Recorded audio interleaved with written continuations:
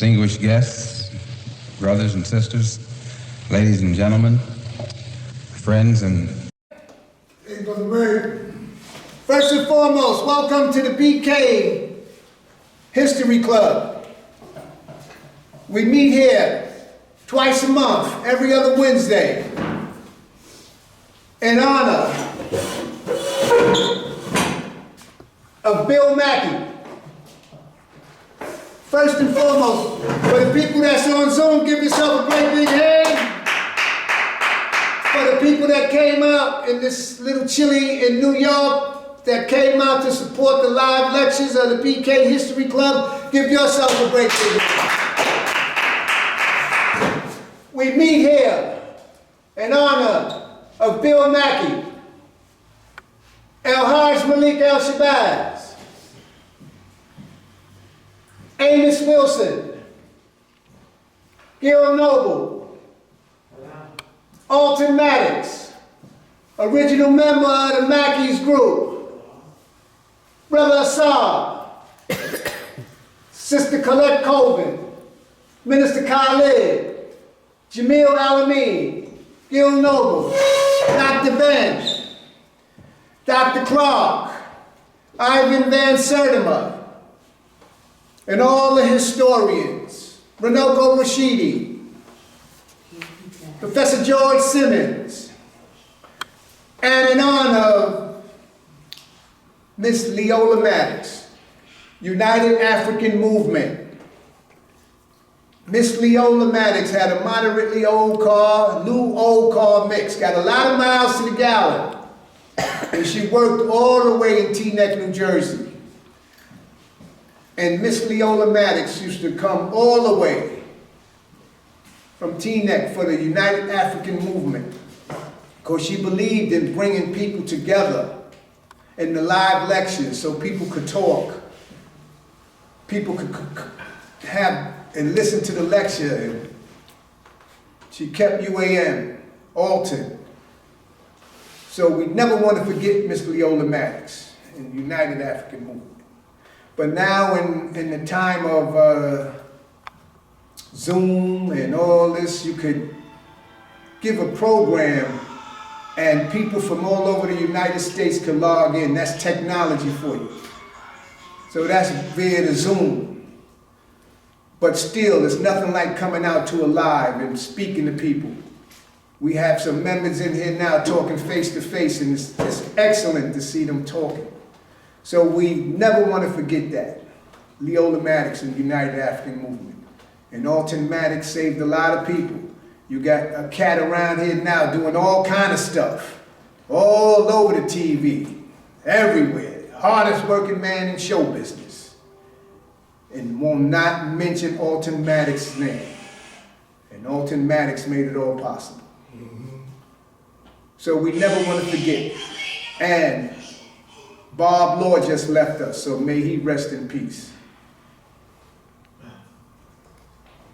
Not good. Moment of silence, Bob Lord. So we are leaving here. And the historians, there's quite a few still left. So we have to try to keep this stuff going. We need people to log in and come down. So we want to bring the camera over to the Amos collection. And in honor of Amos Wilson and Sababu, we got the Amos collection. These books is for African World Info Systems. So Sababu can continue the work of Amos. Blueprint for Black Power. The Psychology of Self-Hatred and Self-Defeat toward a Reclamation of the African Mind. African-centered consciousness versus the New World Order. African-centered consciousness. Awakening the natural genius of black children. Issues of manhood in black and white. African-centered consciousness versus the New World Order, Garveyism in the age of globalism. And in honor of Louis Ray Rivera, Jazz in Jail. And this book, African-Centered Consciousness versus the New World Order, and it talks about Garveyism. And when you talk about Marcus Garvey, you are definitely talking about race first. And when you're dealing with race first, you don't have to worry about nothing else that's going on. Because Garvey was talking about race first. So when you get into Garvey and the UNIA, you don't have to worry about what other people do. Because everything you're doing is race first. They're going to eliminate all that. Louis Ray. When Mackey left us too soon, Louis Ray took up the mantle. And he would come down here with Brother Saar, Calvin, and all of us. And Louis Ray would come down. And Louis Ray would speak for hours. And he lived on Jefferson Avenue, and he would come down and he would speak. And we would just conversate, and that's the blessing of live. When you come down, you can say your piece and talk. And he lived on Jefferson Avenue, and we would walk him, which is a few blocks from here. And me, Colvin, Hassar, we would walk him. And he would talk for another hour. Historians could talk. And that's why we still want to bring lectures. Of course, we never wanted to do so in honor of Louis Ray. And he come out of Marcy Project, knew my whole family. There was a lot of us, so thanks, Louis Ray. And he left us too soon. So family, I have some books. And it's always books, good books to have, good books to look at, good books to do research. And Mackey would always say, you want to know about a person, read the books. You want to know what's going on?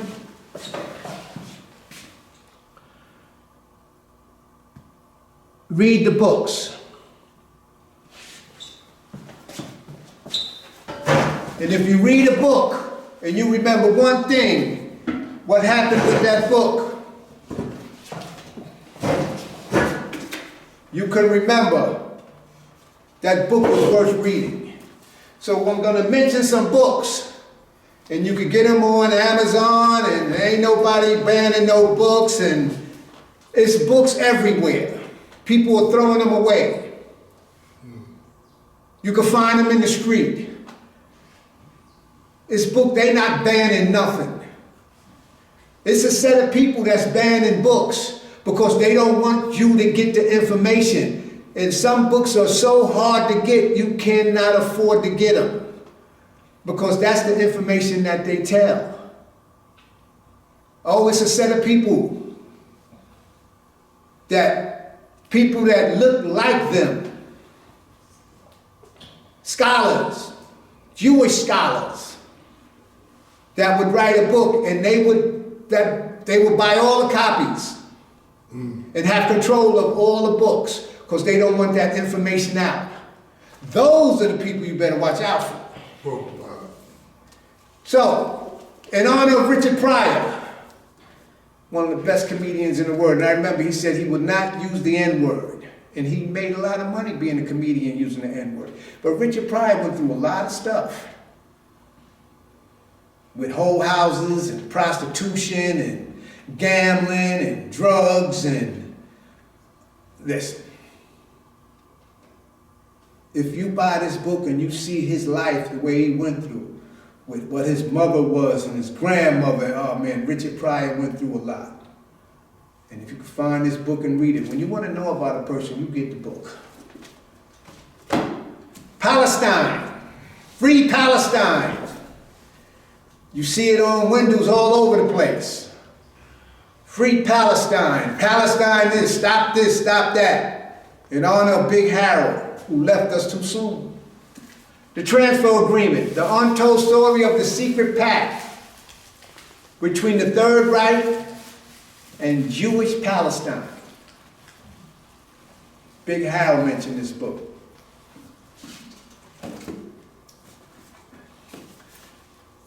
City College and the Jewish Poor. Thank you, Dr. Mackey. City College and the Jewish Poor. Everything was free. It ain't free now. Because they all graduated.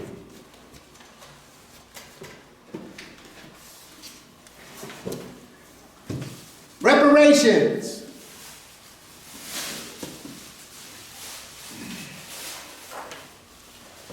Hanging from the lampposts, the whippings on the cotton plantations, Mississippi, the hangings, the getting put in boiling hot sugar.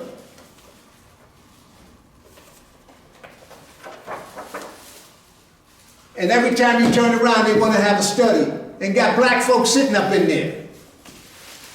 Not only do they have black folks sitting up in there, they have people that just came to America, got the nerve to say no. Then you got other coalitions. It's sickening to hear this crap that they're talking about. And they can't even take care of their own. And they must ain't got that book right there. The Making of a Pan-African, Kyrene Wright. Old Booker T was a bad dude.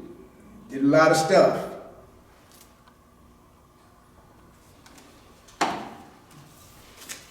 African Echo's family. When we ruled, was at one time we was running it in that great continent. The massive armies, the artifacts, sitting up in the British Museum. All the good stuff. All the art that they stole. All the religion. The maps. How they built great structures. The pyramids. See, this thing has the pictures. And I want to thank African Echo's family with Brother Truss. And you see these same people walking around now with the hairstyles. So this book by Robert Walker, When We Ruled. Shades of Africa. The human races of African origin, the oldest known skeletal remains of anthropology, modern human, Homo sapiens sapien, was excavated at sites in East Africa. Human remains was discovered at Olmec in Ethiopia that dated 195,000 years. And these folks got the nerve to talk about they started something. African Echoes. Re-enslavement of black Americans from the Civil War to World War II. And they're really trying to do it again. And if you sit back and let them do it, you deserve exactly what you get because you don't want to bring up the history. And then they won't want to give you no rep. In honor of the great Dr. Ben,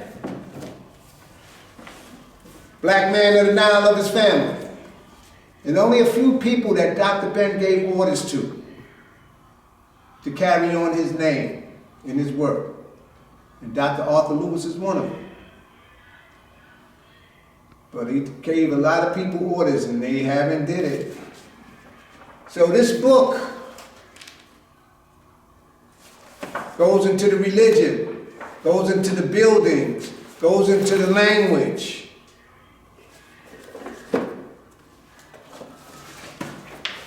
You even got people running around talking about they saved a seat for Dr. Ben. Black man of the Nile of his family. So if you want to know anything, you get this book. Dr. William Mackey, The Return to the Georgia Backwoods. And I'm trying to get some copies of this book. Mackey talks about Jacksonville. In 1969, after 20 years living in New York, engineer, photographer, educator William Mackey Jr. returned to the rural Georgia backwoods where he had been raised. During the 20 years since he had left, the South had undergone drastic changes, from the civil rights era to the technology advances in farming technical. Yet at the same time, it remained the same simple place where he had grown up. Mackey proceeded to do photography and interview friends, families, and other residents of the area in an effort to document their history and recollections of an era that was fast fading under the onslaught of progress.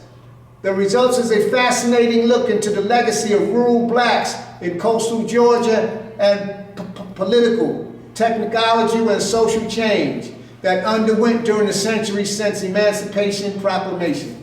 So Dr. Mackey went beyond the call of duty. So we're trying to get this book reprinted. Kind of hard, but it could be done. So it tells you the simple life that we had in the South. And he talks about Jacksonville, Florida, and different places like that. So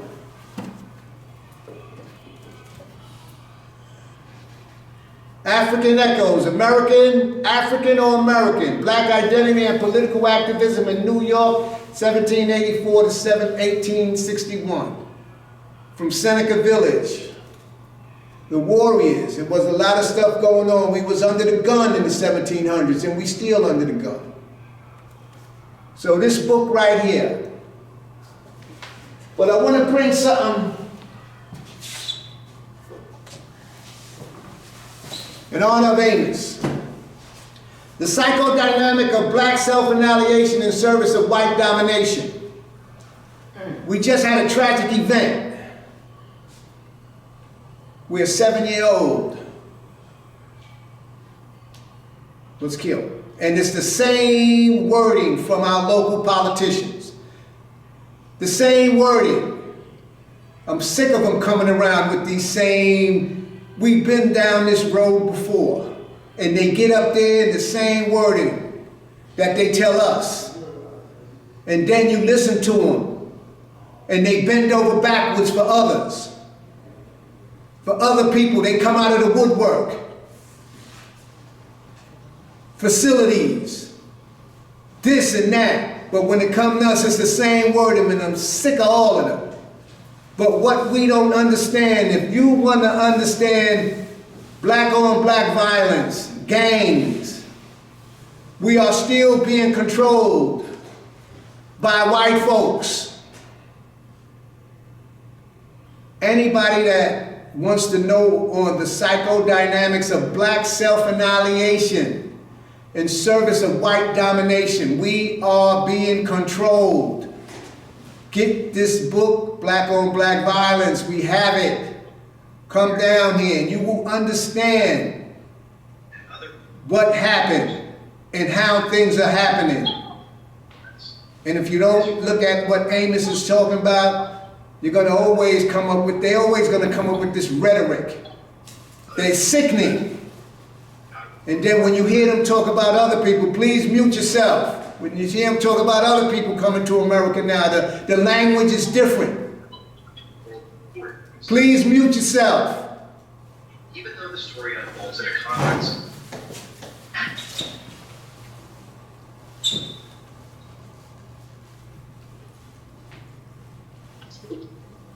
Galaxy, mute.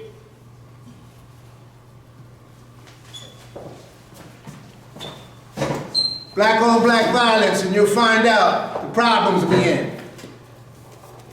I'm sick of them with this rhetoric. They just tell us anything when it happens to us, that the people that's been here.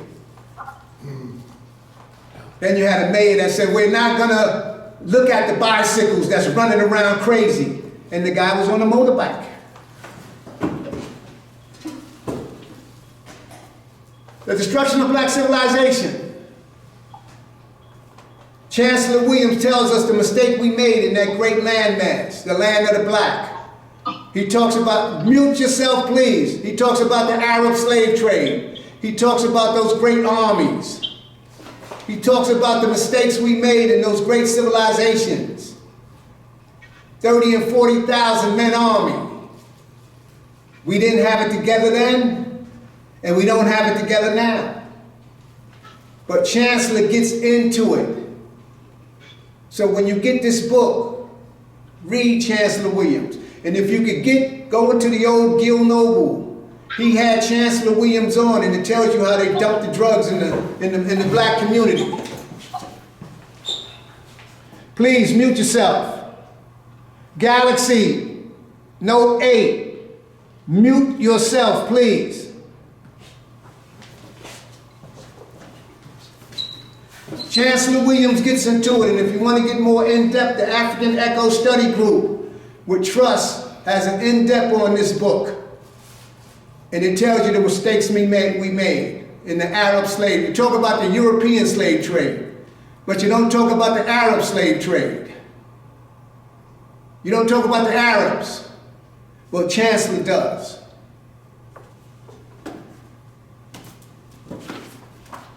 Dr. Mackey, dirt. If you really want to see how Europeans live, the filth. No sewer system. The umbrella that was not meant to stop rain. They would throw the stuff out of the window. All right, okay, you're leaving your house now. We'll try to stretch it until you get here. That's our speaker. Okay. You want to read about Europeans in Europe and the filth and the disease and the germs and how they lived? You get this book, Dirt, where they had to throw the waste out of the window. And if it didn't hit you in the head, that's where they created the umbrella. The disease and germs, oh my God. Europe. And it tells you, Europe in the Dark Ages. Wouldn't wash up. Didn't have soap. And then they got the nerve to talk about somebody. The nerve of it. But if you don't know the history, they tell you anything. They will make you look bad because you don't want to look into the books. That's why when Dr. Lewis said, the Trumps, 3 generations that built an empire, when the father came with a suitcase and 1 pair of underwear. German immigrant Frederick came to America with 1 suitcase, limited faith in his gut instincts. Hotel, saloon keeper, gangster. But they came here looking for a way of life. This was the new world to them. That's why they say this is the new world. I don't care what this man does. If nobody's gonna tell you the book to read on an individual, like the Trumps, the Bidens, the Kennedys, the Bushes, the Roosevelts, all the people that run this corporation called America. If you're not going to read a book on them and see how they came here and what they did, you get books on the individual. If not, keep your mouth shut about it. Because when he leaves, it's going to be another bum in there, and you're not going to read about him. But it's in the book. It's in books. And another book that he has is called The Art of the Deal. The only problem with black folks is that you don't have a deal. Every other ethnic group is coming to America trying to get a deal. Because they ain't looking to go back to where they came from. Well, the people that's already here better come up with a deal. Because our replacements are here. They need to go to Trump rehab. They got some beds open at Trump rehab. Sickening. Queen Nzinga, African warrior. And when the Portuguese when she went to negotiate with the Portuguese, they didn't even want this warrior queen to sit down. And the brothers made the bench. And she sat on them while she fierce negotiation with the Portuguese. They are some vicious people. And maybe if the women read this book, the brothers can't pull the wool over their head. Queen Nzinga. The manufacturing of a president. The CIA's insertion of Barack Hussein Obama. And everybody running around thinking he's the best thing since grilled cheese sandwich. Well, it ain't happening. This is just one publication. It's by Wayne Mansfield.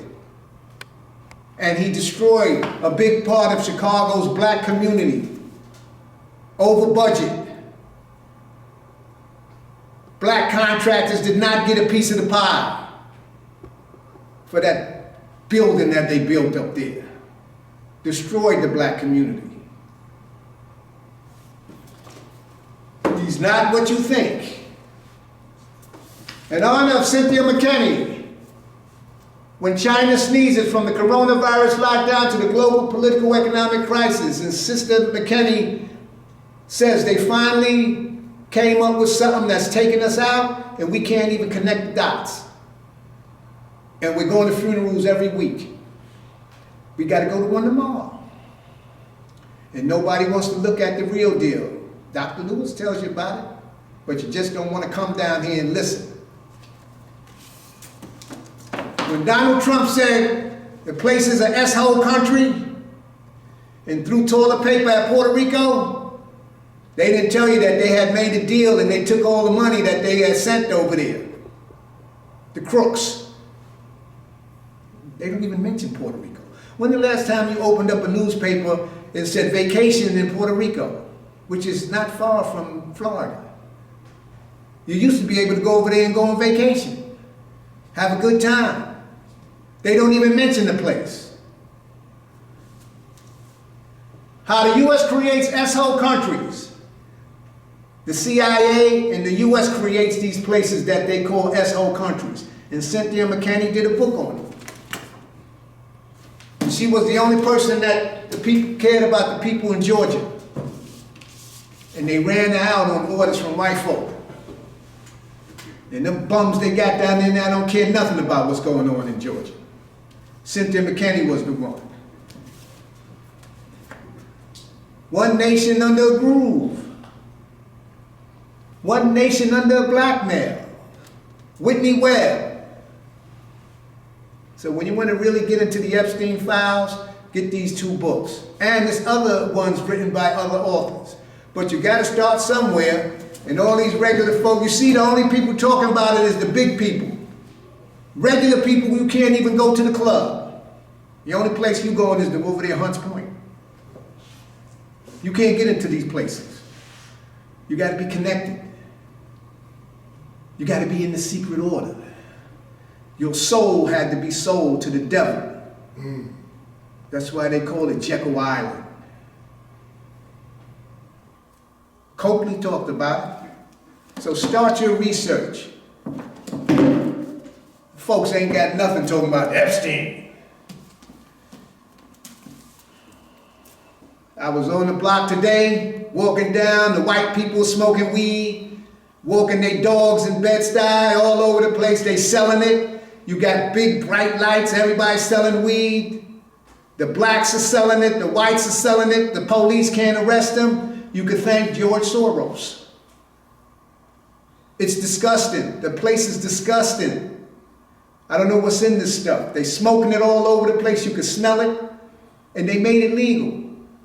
The Democratic Party.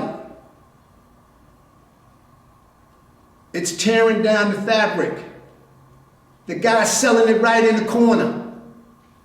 Right on the corner. Right on Fulton Street. You got more weed spots than liquor stores. Chinese opium drug wars. We're the British. Then you look at what they did to that African movement. That great movement that we had. We was moving. And they brought the drugs in the community. And it took away our lives. Members of my family. People that was going places, fighting. And people got the nerve to come here and talk about weed. And they want to try to forget that time in history. They want to erase it to make you think that African Americans didn't do nothing. Adam Clayton Powell, A. Philip Randolph. That we didn't open up restaurants. That we didn't have businesses. And you fools that came to America just now got the nerve to talk about us. That we ain't do nothing. That we're lazy. You're out of your mind. They targeted us because we are the troublemakers of America. We are the fighters. The Constitution was made on our back. in the streets, the warriors.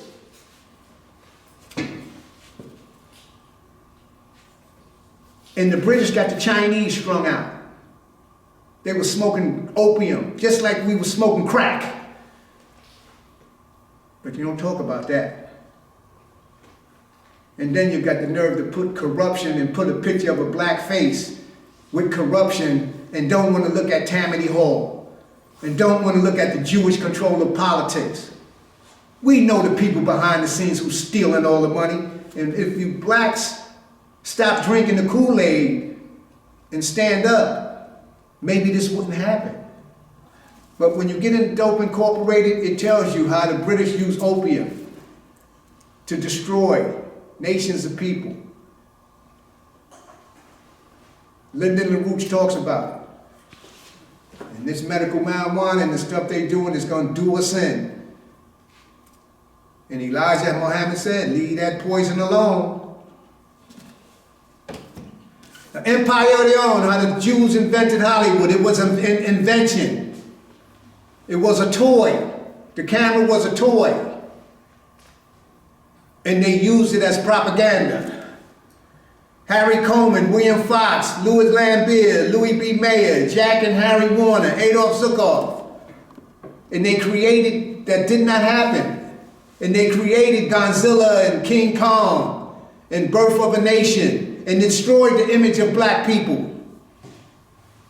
Made you scared. The old Tarzan movies. And it was getting ready to fold, and they came out with the black exploitation movies, and they came out of the red, and we went to the movies, and they made us drug dealers and gangsters.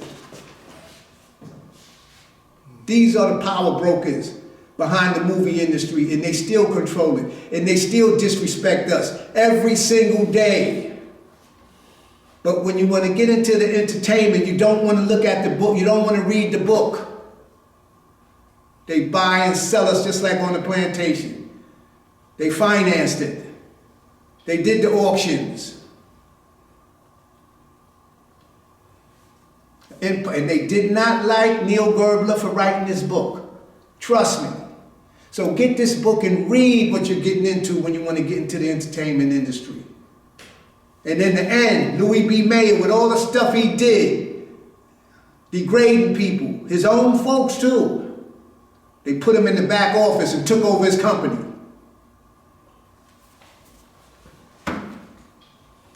The gangs of New York, gang activity, tragedy just happened in Brooklyn. But you haven't seen nothing until you look about the 400 roving gangs that roamed the 5 Points in the early 1900s. The Dead Robins, the Bowery Boys. These guys that's running around now got nothing on them gangs in the turn of the century. But you just don't want to look at it. You just don't want to. And when they made this movie, the Irish did not like how they portrayed them in the movies. They did not like it. And the Italians did not like the way they portrayed the Italians in The Godfather. Because it was good Italian families that did not want to be connected to that nonsense they was doing. So you want to read about gangs and see what happened. You want to join a gang, read this book.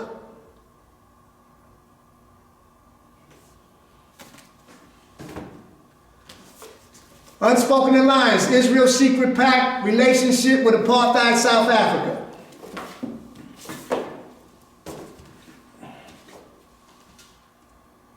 Israel's secret pact with apartheid South Africa. Israel controls South Africa. Blacks ain't controlling nothing down there. George Soros, King George. Oh, y'all running around with the King's March? Well, here goes Soros and company. They got one another book, I don't have it. The Secret Network of George Soros. The Secret Network, the man behind the curtain. Get that book. And you'll see all that he financed through the Open Society and these other, he got every black in the Democratic Party is on the payroll, including the mayor that we have now. The shadow party, how Soros, Hillary Clinton, and 60s radicals took control of the Democratic Party.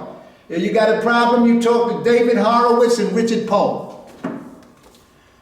King George the Investor, the lifetimes and trading secrets of the world's greatest investor. Warren Buffett ain't got nothing on King George. He's a small fry. Small fries. Soros is running, and his son, Alex, and they got them all on the payroll. They dwindle us like puppets. Like puppets. And they got their people in all forms of government running for office. They come out of nowhere.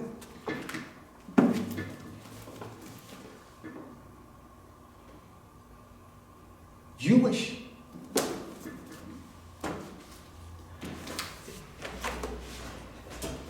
Read the books on George Soros, Hoffman.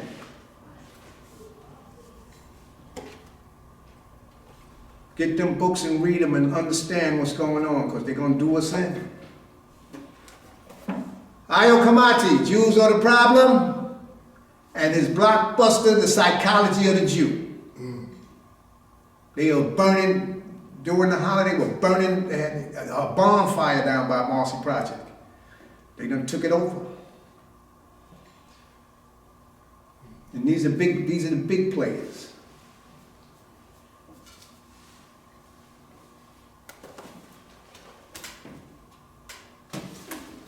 Capitalism on a ventilator.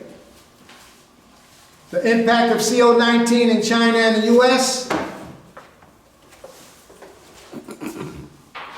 The CO vaccine, Dr. Colleen Herbert, neither safe nor effective. The cancer industry, Mark Sloan, crimes, conspiracy, and the death of my mother.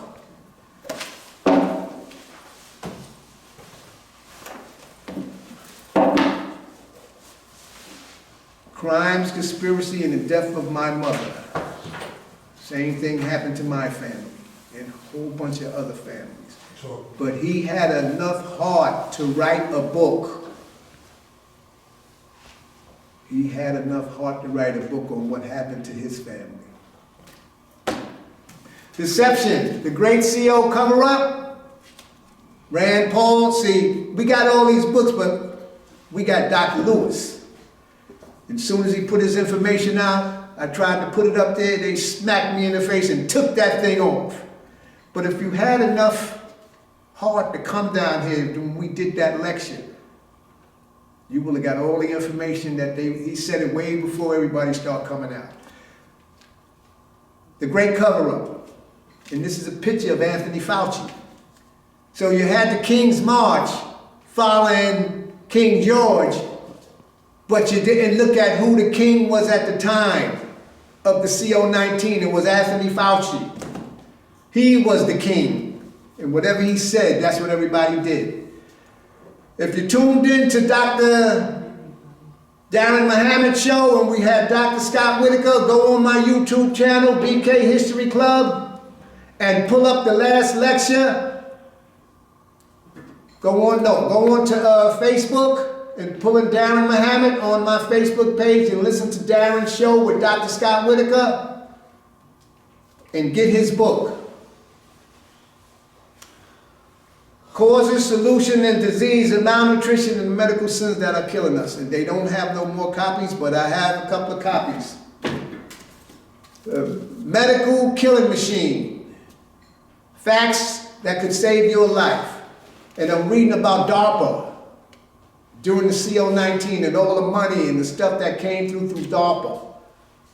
And a lot of people don't even know what DARPA is.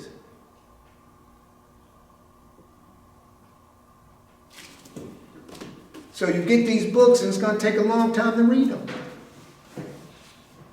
It's going to take years. The Wuhan cover-up, the terrific bioweapons arms race.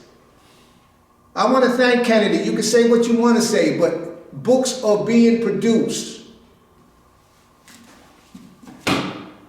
Books are being produced by Children's Health Defense. This cat right here, Edward Dow, causes unknown, the epidemic of sudden death syndrome, where people are waking up, athletes in the prime of their life, football players, soccer players. A soccer player runs up and down the court. All they kick balls. You actually see them flipping. After they get a goal, you see them flipping and doing all kinds of stands, and the air, the oxygen in their lungs. They can run. Football players, they can run. Basketball players. But how did all of a sudden they start collapsing? How did the young ones? How did this phenomenon happen? They in the prime of their life. Here's a guy on the soccer field. The charts.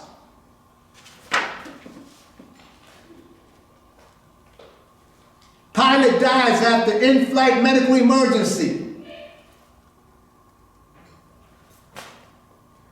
Moderna, vaccine effectiveness turned negative within months. Pilot dies suddenly after takeoff. New York Times.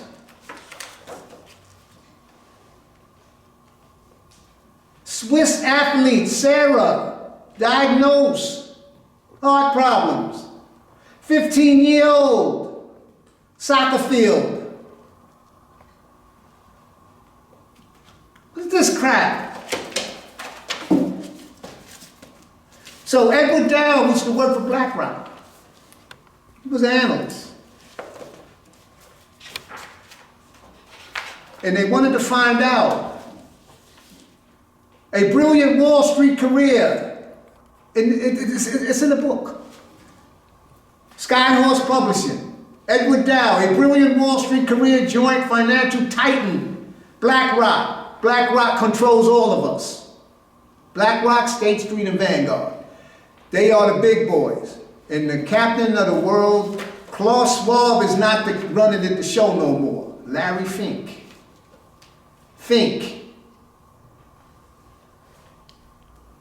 The big players, they control everybody's pension. They control all the pensions, they control the money. $1 trillion, hedge fund, ballers. Edward Dow, a brilliant Wall Street career journalist, finance titan, BlackRock, promoted to managing director 2004. During his 10-year there, he added $12 billion to the growth fund he managed and built a reputation for keen ability to understand markets, pick stocks, analyze statistics, and identify trends. He was a baller. In 2021, he found himself withdrawn from Wall Street. $12 billion, so money was not no problem. He withdrew from Wall Street to study an entirely new kind of trend, the expanding and tragic epidemic of sudden death among healthy young people. Dow had now brought international attention to the alarming excess death among healthy working Americans. He is currently a partner in the global investment firm Finance Technologies. So what, in his words, they wanted to find out how people were paying their policies, living, struggling.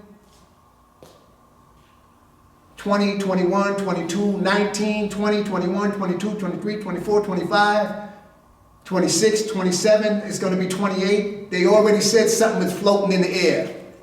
Probably going to say it came from Africa. They're trying it again. So you better watch it.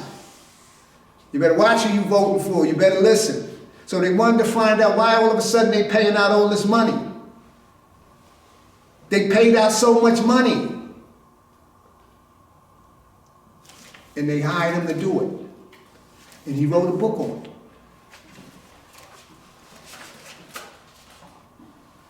So you can listen to, you can read the book, and you can come down to Maggie's.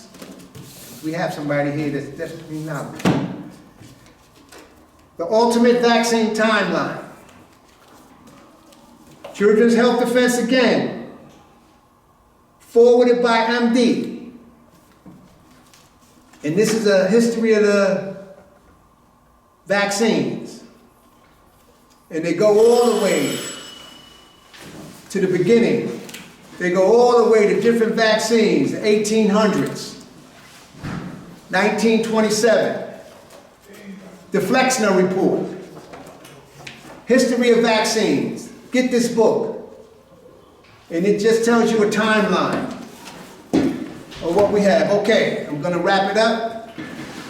FISA, the FISA papers, through the Freedom of Information Act. Naomi Klein, Children's Health Defense, they went through the Freedom of Information Act.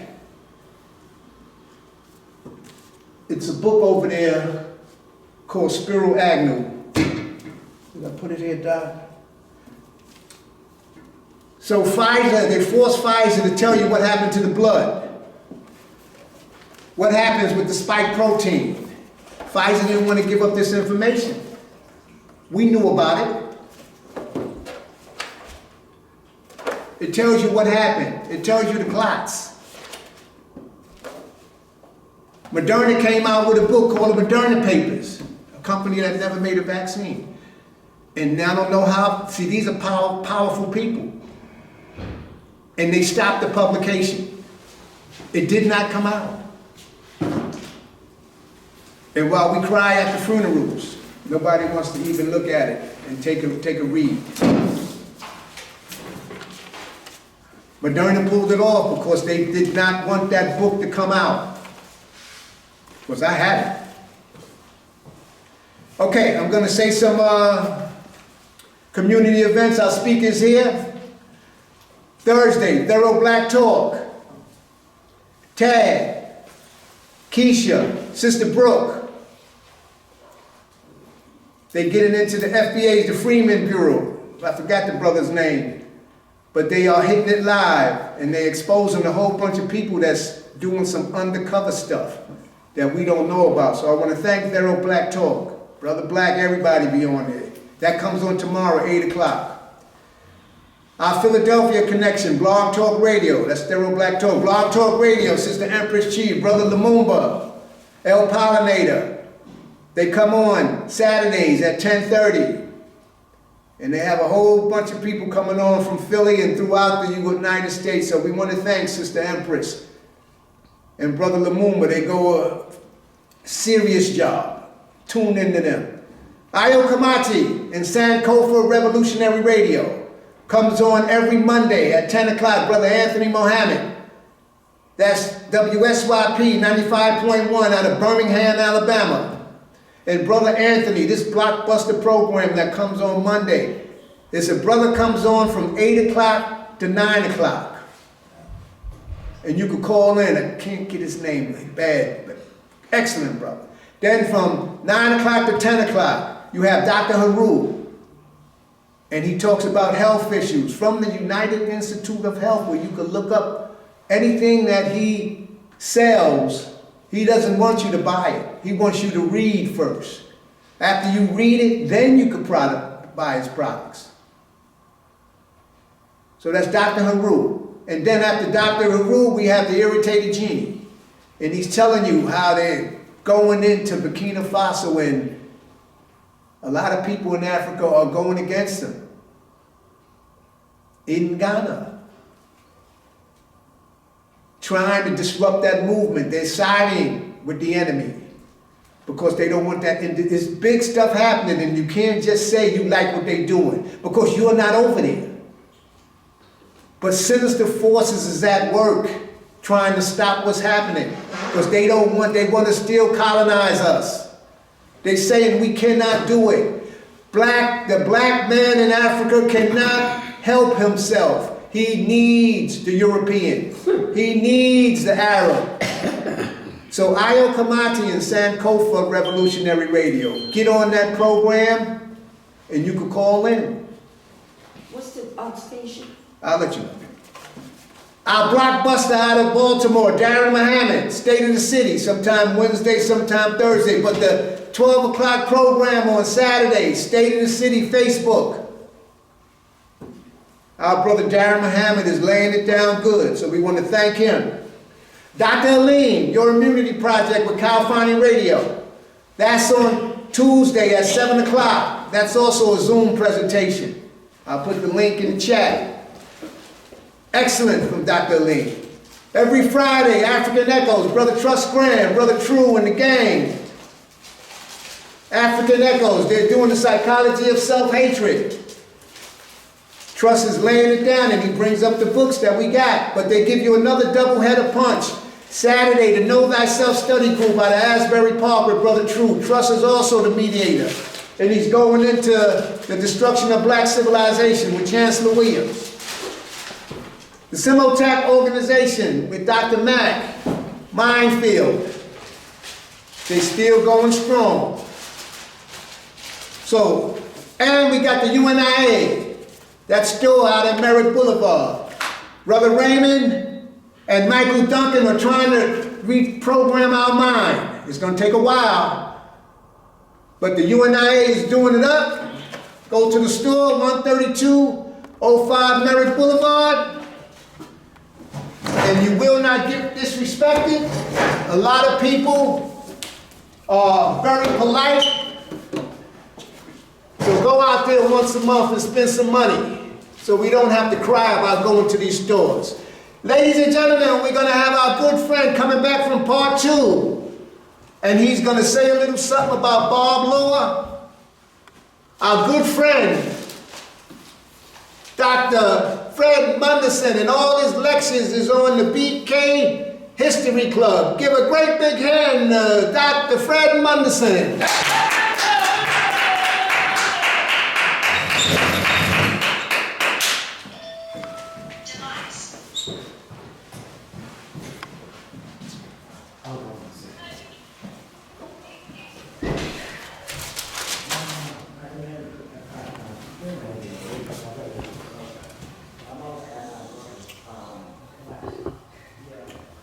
Good evening, Hotel. I was someplace and this guy said to me, "You're committed." He told me about it. So here I am, and it is a privilege for me to be able to share some of my research with my family.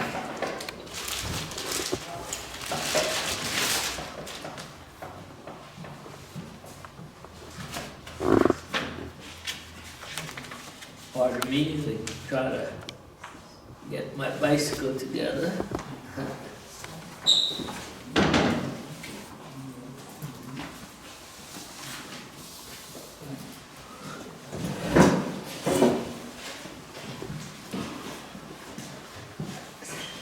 The delay was, I was at another meeting and I'd forgotten my glasses at home, so I had to go back home and sadly, my car is in the shop, so I had to foot it. But I'm glad to be here, happy to be here. I'm proud to be here. But Ray Ray asked me to say a few words about Brother Bob Law, one of our mountains who is heaven-bound. So this is my contribution. The radio broadcaster Bob Law, recently deceased, was an individual for whom I looked up to, not because he was much taller than I am, but simply because he was a giant of a man, a mountain within the black African pantheon of mountainous black heroes. This pillar of black consciousness made his bones as a humanitarian with a voice, a strategist of penetrating insights that were educational, inspiring, uplifting, and positively measurable in their outcomes. As such, when Bob Law talked, people listened. His groundbreaking and effective radio program, Night Talk, was very popular back in the 1980s. In fact, I was on with him one night along with Maurice Gumbs when he ran for New York State Senate. And that was an inspirational experience. Bob was a health nut and even maintained a health food store, Namaskar, with his beautiful wife Muntu on Vanderbilt Avenue in Brooklyn. He was also a good cook and managed a restaurant next door to the health food store. What fascinated me when I was on the show Night Talk, like most, tired after a long day attending to that way, Bob remained alert throughout, and this may be attributed to the health potion in his flask. He always had a flask. It was a kind of super coffee. He loved it and it worked. He remained consciously awake throughout, active and on point. What is significant, however, his national audience remained captivated and inspired by the insightful content he dealt with. Bringing a revolutionary overview, he broke down in minuscule detail that all could understand. And this approach motivated, inspired, and encouraged people to act decisively in different arenas, whether civil, educational, political, economic, even entertainment. He was extremely politically conscious. One of the most significant episodes of especially long duration in Bob Law's wide-ranging programmatic agenda involved the Lorraine Motel incident, the place where Dr. Martin Luther King was assassinated. This iconic photograph, the iconic photograph of the incident's aftermath, indelibly imprinted in the memory and consciousness of many, depicts Jesse Jackson, Andrew Young, and Reverend Abernathy pointing to the direction from which the assassin executed his foul, nefarious, evil, and vile act. In time, the Lorraine Motel Hotel came up for sale. Bob Law, in his profound and exuberantly creative consciousness, realized the Lorraine Motel as a symbol full of historical legacy could not be lost, demolished, and its significance as a marker of profound injustice must not be lost to history and the memory of black and white Americans. This must not happen. And so, from his Night Talk radio platform, Bob Law initiated, in fact, precipitated the GoFundMe idea, insisting to not let Golgotha be lost from history. Thus, thanks to Bob Law's efforts, money poured in. The Lorraine Motel was purchased and is today a significant civil rights museum that in point tells our story of this great black mountain of a man and the significant memory he helped rescue. Another important incident is here recounted. With the passing of Nelson Mandela, Bob Law held a memorial teaching at the Church of God in Christ on Park Place and Kingston Avenue in Brooklyn, the place where he will be immortalized in its sanctuary. There, in a packed house, preparing the audience, he may have or simply reiterated the thought, "We are still waiting the arrival of the late Dr. Leonard Jeffries." You know, it's a play on words, right? Of course, Dr. Jeffries had his unique method of evading many who trailed him and wanted to pin him down.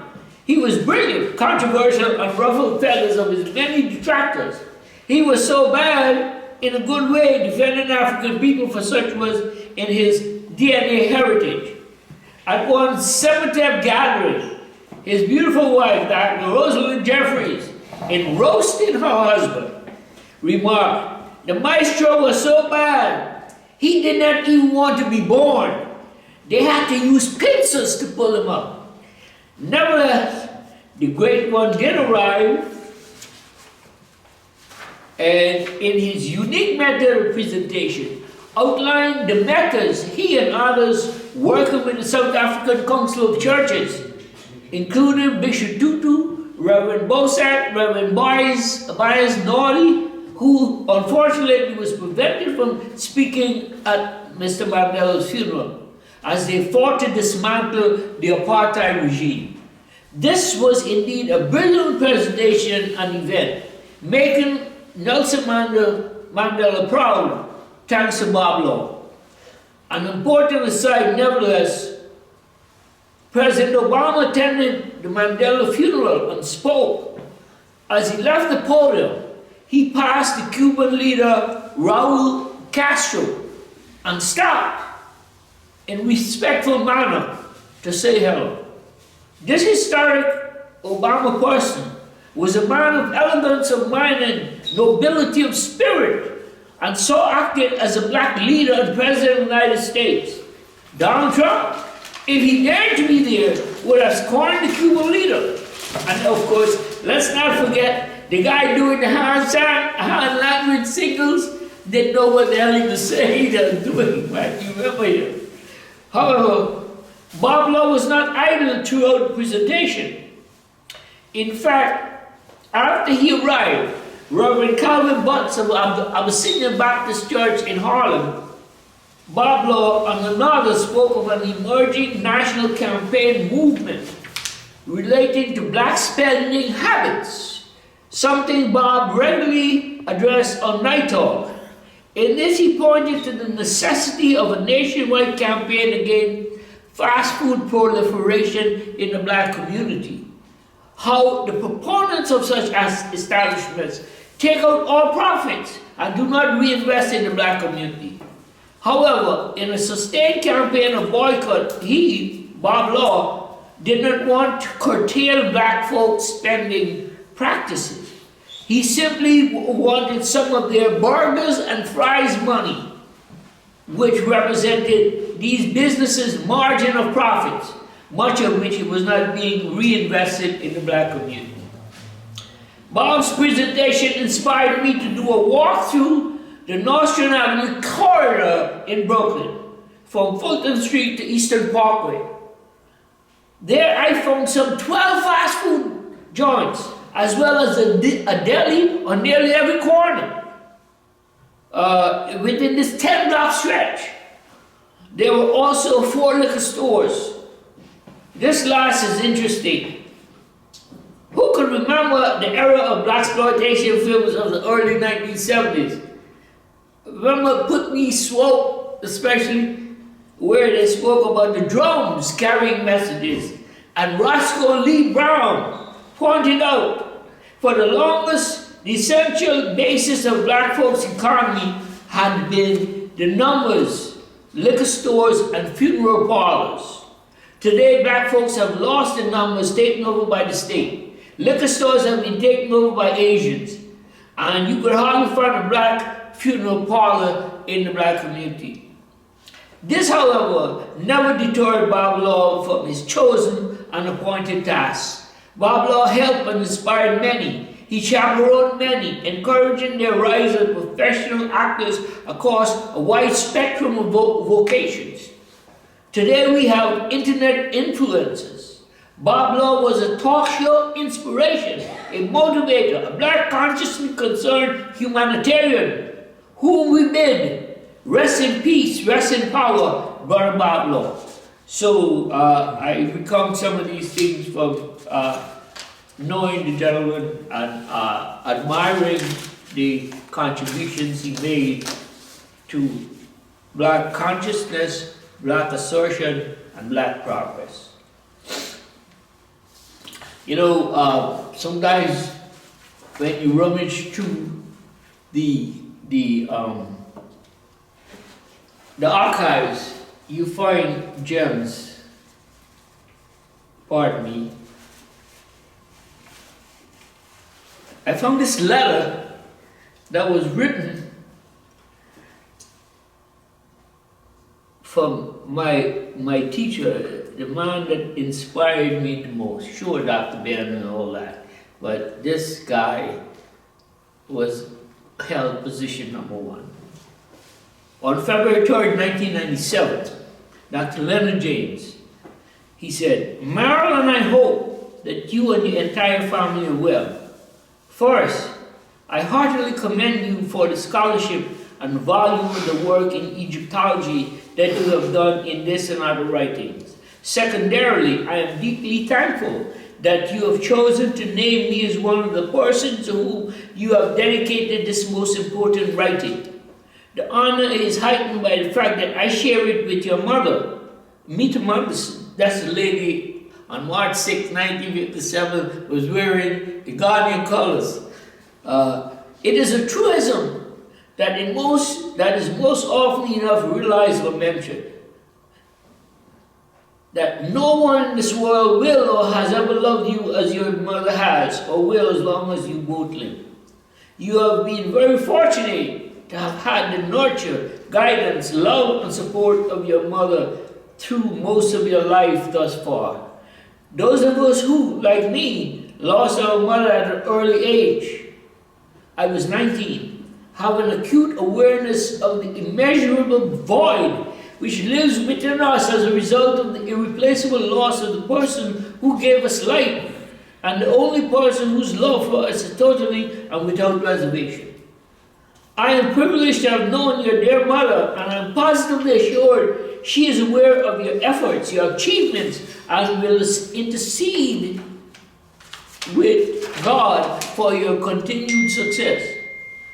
As for me, it has always been a central hope of my work as a teacher that many, if not most, of my students will excel above and beyond whatever academic or professional levels I had attained. My hope has certainly been fulfilled by you and your scholarly and professional and academic achievements. It is our prayer, he and his wife Marilyn, they both passed. It's interesting because I often went to Stone Mountain to see him. I stayed over at his home, and then, we were real close. And then I got a call, say, for a gentleman from over there that said, I'm here to tell you that Miss Marilyn says you have to be here. Dr. James has passed. And I was there. It is our prayer that you will be blessed for continuity with good health, long life, wisdom, understanding, and peace. The very kind things which you have said of me in your letter to the Library of Congress give me a deep sense of joy and great pride. I will always consider myself as primarily only a classroom teacher. It is a position that seems to be increasingly devalued, especially in the areas of African-American histories, culture, and social sciences. However, my greatest feeling of pride and satisfaction as a classroom teacher are anchored upon the high level, not only of scholarship, but of commitment to the intellectual development of black folk. In this context, please remember to watch your back. Please cover your glass when you're drinking with friends, for your enemies will never get close enough to put poison in your glass. And please, be aware of those who come around patting you on the back, supposedly in praise and friendship, for they may have a very sharp blade and spring up their sleeves.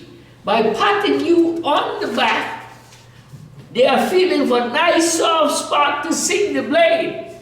I know this may all seem cynical, but the high potential for academic and professional success with your work, your knowledge, your honesty, which you display in your commitment to the spiritual, intellectual, and cultural liberation of black folk, evidence surely will generate jealousies, animus, and most plain meanness. It is critical, therefore, to be wise as a serpent and harmless as a dove. Regarding your dedication to Enos Cosby, I think, as we discussed on the telephone, that a brief addendum such as this dedication of my work to Mr. Cosby is expanded to include all those innumerable young people who have lost their lives through senseless criminal violence in this nation. It is my hope that this work may in some way turn the minds of our young people towards a love for spiritual and intellectual growth and achievement and life. This is submitted for your consideration only.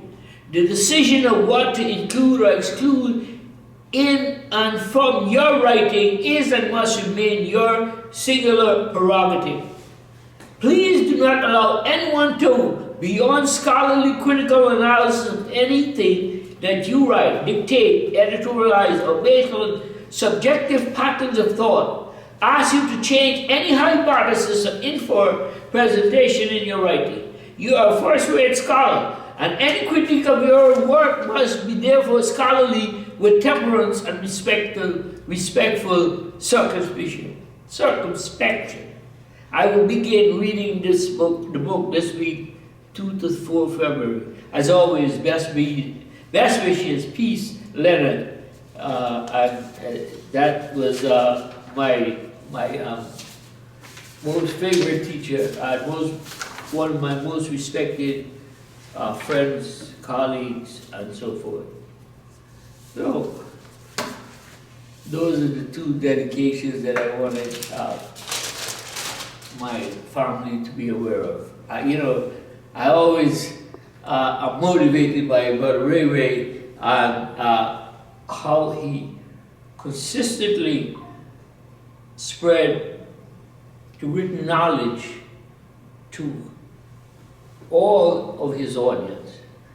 So I like to do the same thing, These two works just came out yesterday, this week. This one is called Righteousness, King of Egypt and African Psyche, by Frederick Monderson, of course. This is the proof copy, not for sale. They want me to check to see if everything is in order before I release it for publication. Tell them where will it be available at when it's released? Within a week. It'll be on Amazon. There you go. Right, Amazon, yeah. I do a lot of my work through Amazon. But I have my own publishing company. I only publish what I write, and I only sell what I write. Okay, this one is called the Hyperstyle Hall. This is my second major book on architecture. My first book on I may have shown here, it's called Kings and Commoners at Luxor Temple.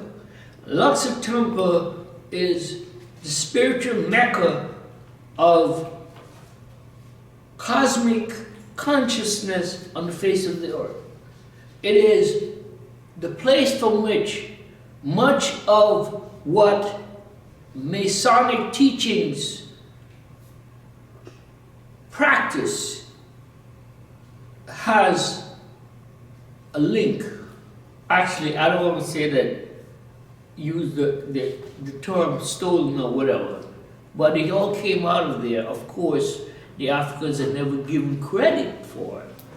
But nevertheless, the Temple of Luxor is incomparable to any building on the face of the earth. Okay? It is a museum in stone. Well, actually, it's a monument of spiritual consciousness in stone. The Temple of Karnak, its twin, the Temple of Karnak, is actually a collection of temples, and that is a museum, but this is a spiritual edifice that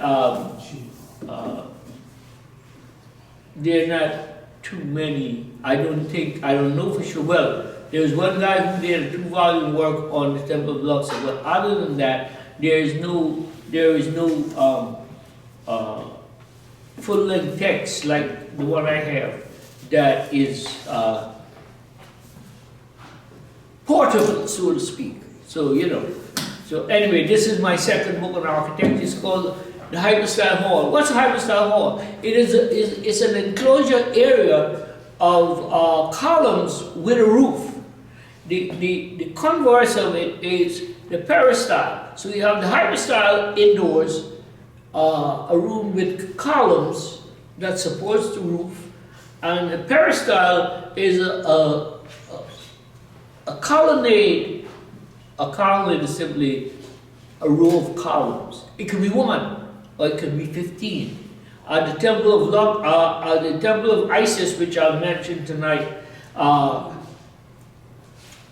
in the dromos, that is to say, the walk up to the first pylon to entrance it, there are two sets of colonnades. There's the eastern colonnade that measures 17 columns, and the western colonnade has 32. So a colonnade is simply a collection of columns. Sometimes it can be one, sometimes it can be many. The hypostyle hall has a roof, which means that it's an enclosed area. The peristyle is in a courtroom with generally 3 rows of columns surrounding the court, and there is sometimes what is called a passageway, a roof. It has a roof, but one of those times, you know, that Mark always said, "Don't worry, there'll come a time where you wouldn't remember anything." Of course, Dr. Lewis should know about that, you know. So, but I'm not getting there yet. You know, but I'm working on it. So this is what this book is about. Okay, so now about my topic, which tonight is called the Greco-Roman Temple Experience. And if you recall from the first part, this is part 2 tonight. From the first part, I spoke about what I call good out of evil. That is to say, 2 things that complemented each other, and both parties or entities were satisfied with the outcome. And let me just rehash that. Okay. First of all, we had this gentleman called Psammiticus. He was a pharaoh of the 26th dynasty.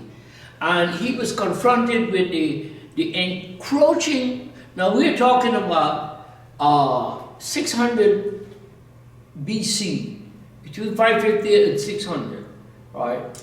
Greece has not really risen to any level of prominence, but Grecian merchants, adventurers, were venturing out.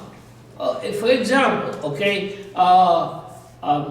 they like to tell us that Homer wrote the Odyssey and the Iliad at 800 BC. We don't know for sure if Homer lived at 800. We don't know. We know for fact that there is no written Greek language at 800. Okay. Those 2 books, those 2 episodes could have been oral and later written down. What we do know, the earliest Greek inscription was found at Abu Simbel to the south of Egypt, at Aswan, beyond Aswan, at the border with Nubia.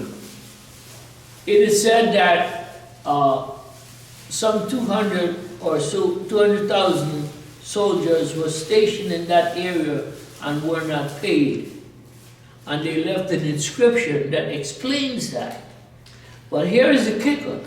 Now, for those people who are claiming that ancient Egyptians were Europeans, we say these 200,000 soldiers who were stationed at Abu Simbel, which is would have been Nubia of ancient times, in that area, you know, with its modern colonization, imperialism, whatever, borders were extended and redrawn. So at that time, what is today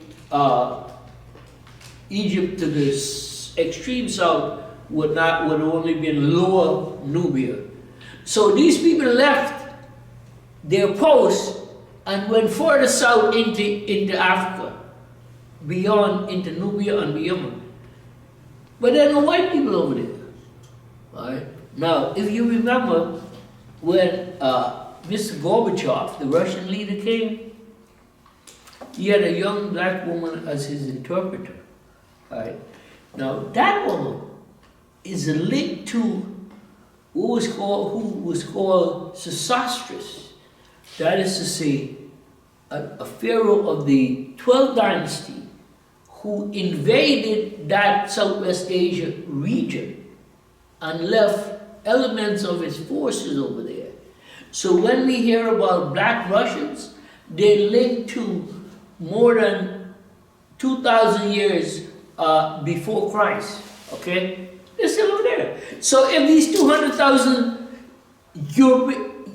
European Egyptians went into Nubia because they were dissatisfied, they weren't being paid or all that, and they said, hell man, let's go back to Mother Africa.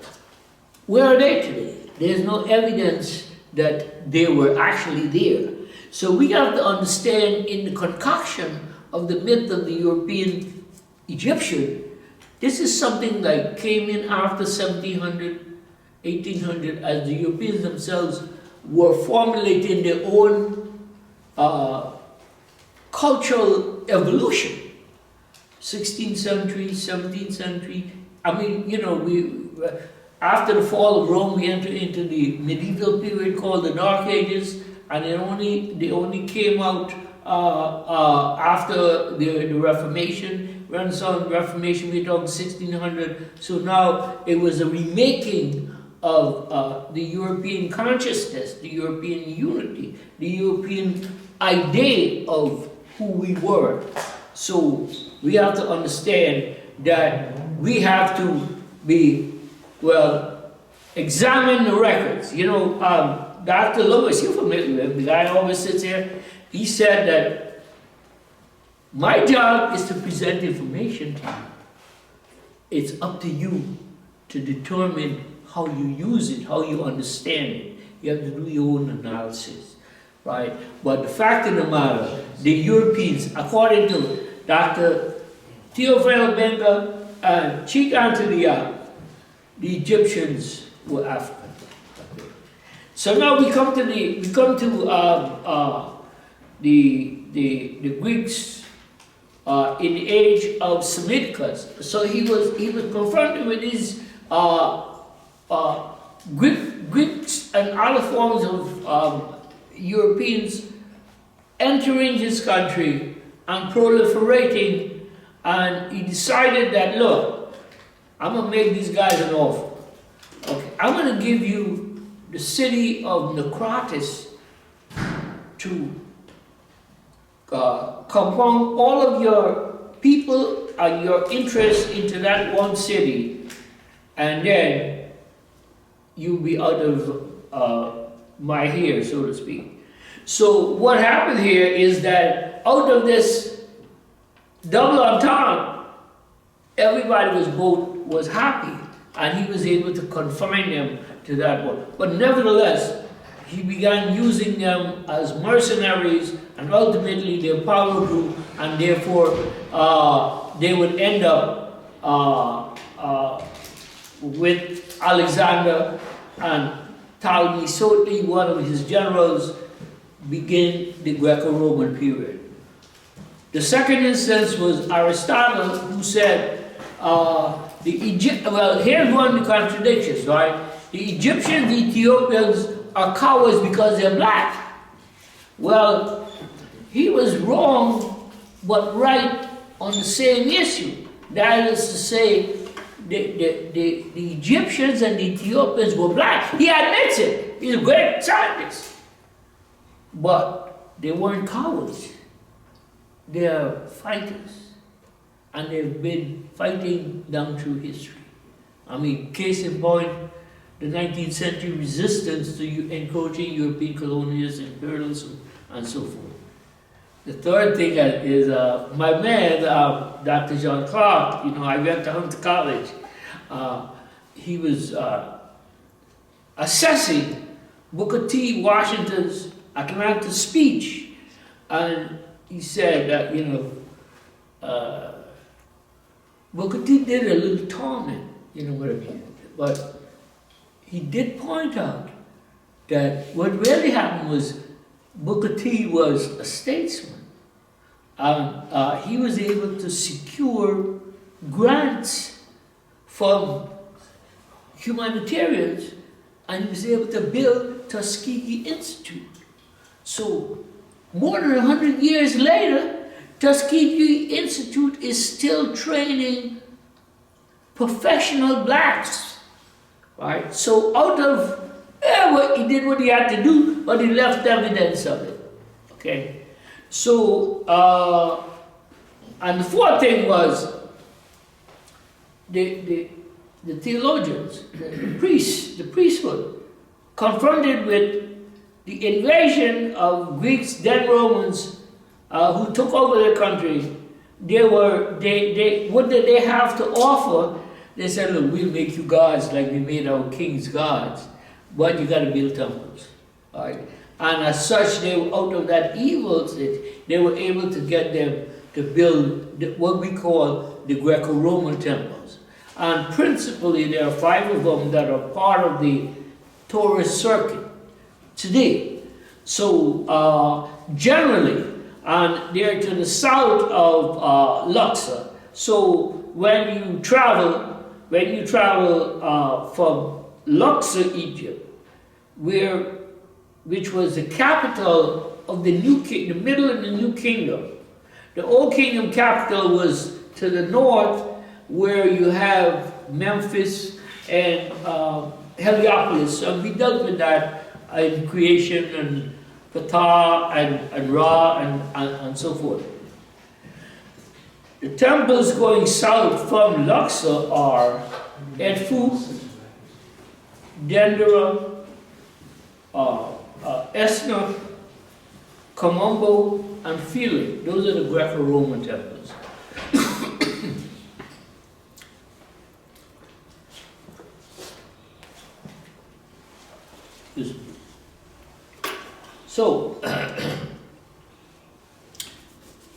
So, as I said, reflecting back on part 1, I spoke of right out of wrong, and I gave examples of Semanticus, Aristotle, Dr. Clark, and how the priesthood inveigled Greco-Roman rulers to build and decorate temples.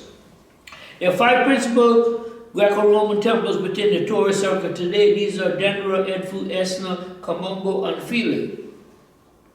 Esna is one of the oldest, founded by the Black Anu, the French scholar Emile Amelino. There's a guy who found Osiris's tomb. And he said that, and he pointed out that how Ra and these people were actually blacks. Well, you see, we don't get that because 1, it's a foreign language, and 2, it's suppressed so that we don't get the, hence, you have to believe in the serious and truthfulness of your black researchers who are out there doing the work, and you need to support them. I remember now, I got my books, I need help, buy my books. It's better you leave books for your grandchildren than leave sneakers for them. You know, you got 20 sneakers over there. They probably can't fit the boy anyway. So, you know, buy the book. And Esna is one of the oldest founded by the Black Army, but most of this temple is covered under the city. Dendera is the most expansively beautiful temple with a long history built over a great duration of time. Edfu may go back to prehistoric times, for it is associated with the Osirian myth, for after Set killed his brother Osiris when he grew to manhood, Osiris' son Horus challenged his uncle, and as the myth goes, when he finally defeated him, he founded the temple of Horus at Edfu, so as to have his priesthood suppress Set's rebellious followers. Komombo is a twin temple dedicated to 2 gods, the elder Horus and Sobek, the crocodile god. For scenic beauty, Philae is probably the most beautiful, for in approaching it on the Nile by boat, you have to go by boat to get to it, it seems to rise out of the river in a wonderful picturesque display. Still, the 2 most important temples are Horus and Edfu, and Dendera dedicated to goddess Hathor.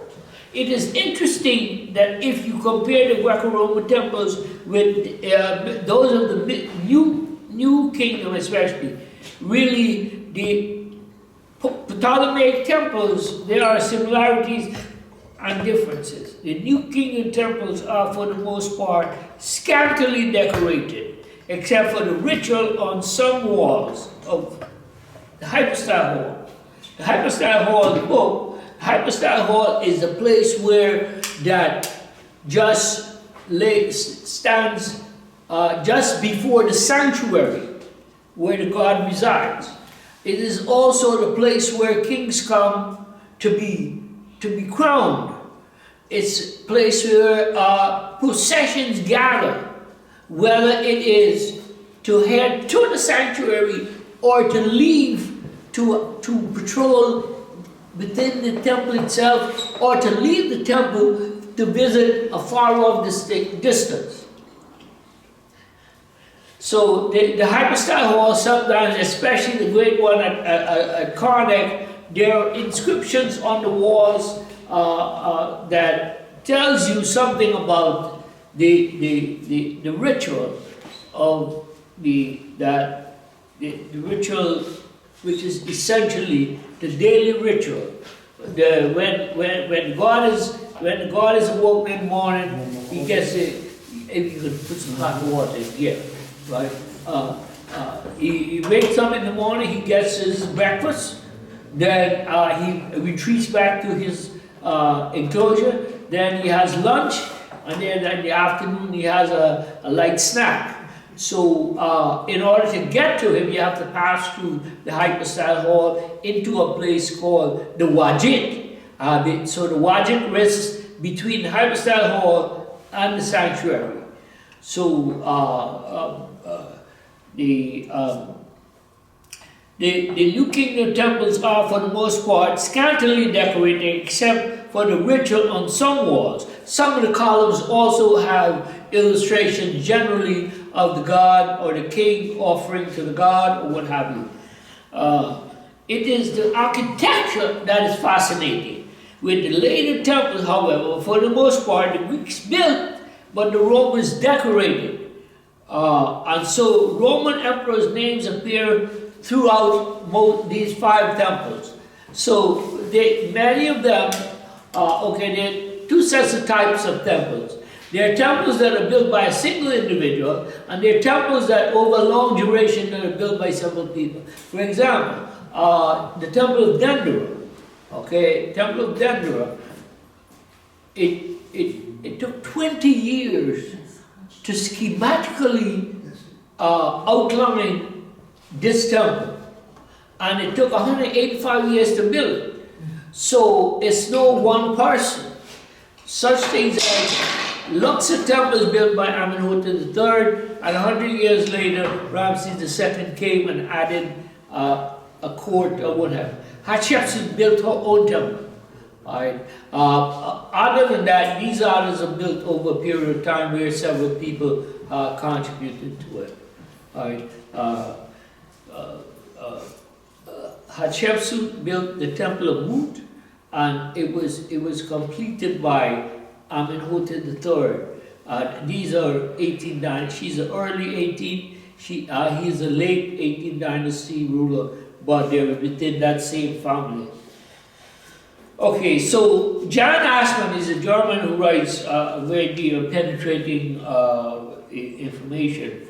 He speaks of insulating and isolating, as well as screening off.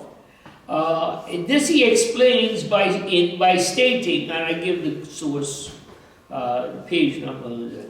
He said that the Ptolemaic temples afford the advantage of a clearly defined type. Nearly the same plan, the same architectural concept underlies all the large temples of this architecturally active era.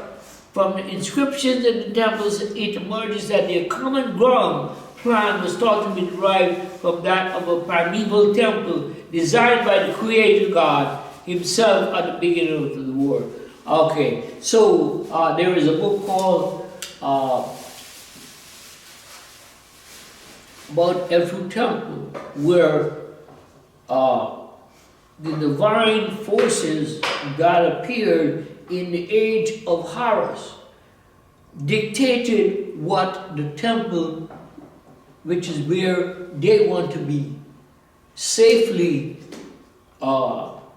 protected, what the dimensions and the type of layout the temple would be comprised of. Okay, so again, Edfu has inscriptions that tells when the gods came, what they said, and what they wanted, and as such, it is generally believed that, argued, that the earliest architects were priests, because God told them, listen, this is how I want my home to be structured. Keep in mind, of course, right, that the sanctuary is where the God resides. It is an enclosed area that, with one door, Karnak has two entrances, or two windows, actually a window and an entrance. But light can penetrate when the sun rises in the east. The rays of the sun will shine into the temple, and when the God transits the heavens in the form of the sun, it reflects its rays back into the temple. So the image of the God is bathed twice per day, in the morning and in the afternoon. So, but most sanctuaries have one door, and when that door is locked, that's it. There's only one entrance in, one entrance out. Okay. Of course, when we say the sanctuary, now, as an example, let's say that I'm in Manhattan. We're in New York, as you know. I'm in Manhattan, and I look across the river into Brooklyn, and I say, that's the sanctuary of a particular God. Now, when I'm in Brooklyn, as representative of being within the confines of the temple, the enclosure wall, there is an area set aside called the sanctuary. So within the temple, the sanctuary is a separate place where the God resides. Outside, you say that that's the sanctuary of that particular God.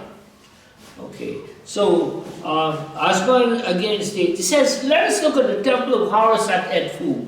Two elements clearly stand out. The monumental pylon, the entranceway, and at the opposite end, the innermost part of the temple, which in this case stretches along the north-south axis. The sanctuary, that is to say, when you go in, the sanctuary is in the rear, but it's the most sacred spot in the temple. It's a freestanding naos. According to the principle that we can call center, the naos is surrounded by 5 layers. Okay, what he's getting at is that, okay, contamination is of two sorts, and he uses as an example, one, a nuclear reactor. The nuclear reactor emits radiation outward. So you have to protect the people who are within the vicinity of the nuclear reactor, right? And they have methods by which, it's way in the back, and they have like succeeding rooms with barriers or whatever. That's outward protection, radiation protection outwards. In the temple is inward protection that needs to be addressed. That is to say, the contamination of radiation goes outward, but the contamination of the God from humans go inward.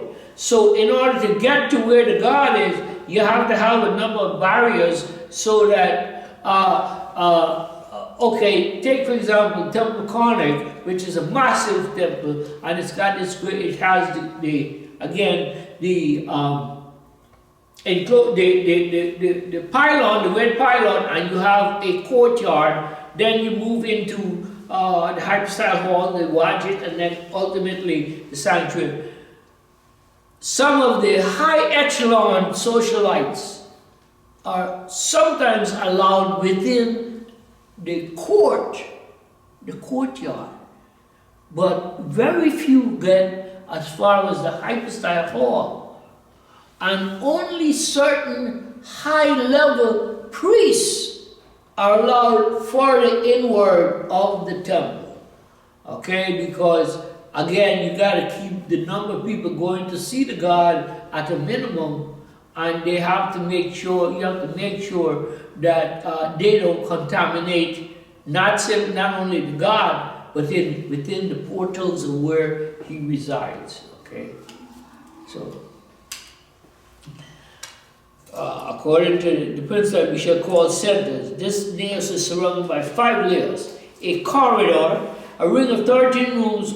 We are talking about the temple of Horus at Edfu. A ring of 13 rooms opening off 3 sides of this corridor. Another corridor area with connecting doors and stairs leading to the roof. An outer corridor, the exterior walls of the temple, and the exterior walls of the temple. Now, the outer corridor is what is called the corridor of victory, because in this outer wall and in the back of it there is a plan of the temple, right? And you could see evidence of the gods on parade, right? But in this corridor of victory, you see evidence, illustrated evidence on the walls, the inner wall of the gods at war, and ultimately they're being able to capture Seth. That's the guy who killed Osiris, that Horus fought against. So in that outer corridor, you have that illustration, but inside there is very little of that sort of record that is absent in the New Kingdom temple. Right. To the south, according to this contrasting principle of way is how you get inside it. Okay, all right. In the book I told you about the Temple of Luxor, I deal with the Opet Festival. The Opet Festival is an annual festival with the rebirth of the king. The king's car. A car is like a perennial or the spirit of the king that represents the God at work, the crown. You know, Isis, the symbol for Isis, you could tell the gods of Egypt according to their headwear, right? Isis's headwear is a symbol, is a crown, right? Now, is a throne, right? So that throne represents the long-lasting continuity of what pharaonic kingship represents. Okay, so I mentioned that in that book from the Temple of Opet, and one of the later lectures will deal with festival that occurs in Egypt. They're very festival lovers. Okay, so for the Opet festival that is held at Luxor Temple, the gods leave, the principal god, in this case Amun-Ra, and his wife and son, his wife Mut and his son Khonsu, they leave Karnak Temple and travel by procession. They go by boat, and some of the other people are on foot, and they travel up to Luxor Temple. And when they get to Luxor Temple, when the boat procession reaches, then they get off the ship, and then another procession brings them from the port to the temple. and the divinities generally travel in barks. Right now, when you go to Karnak Temple, they have two of the king's barks, BRQES or BRKS is where the gods are carried in. There's,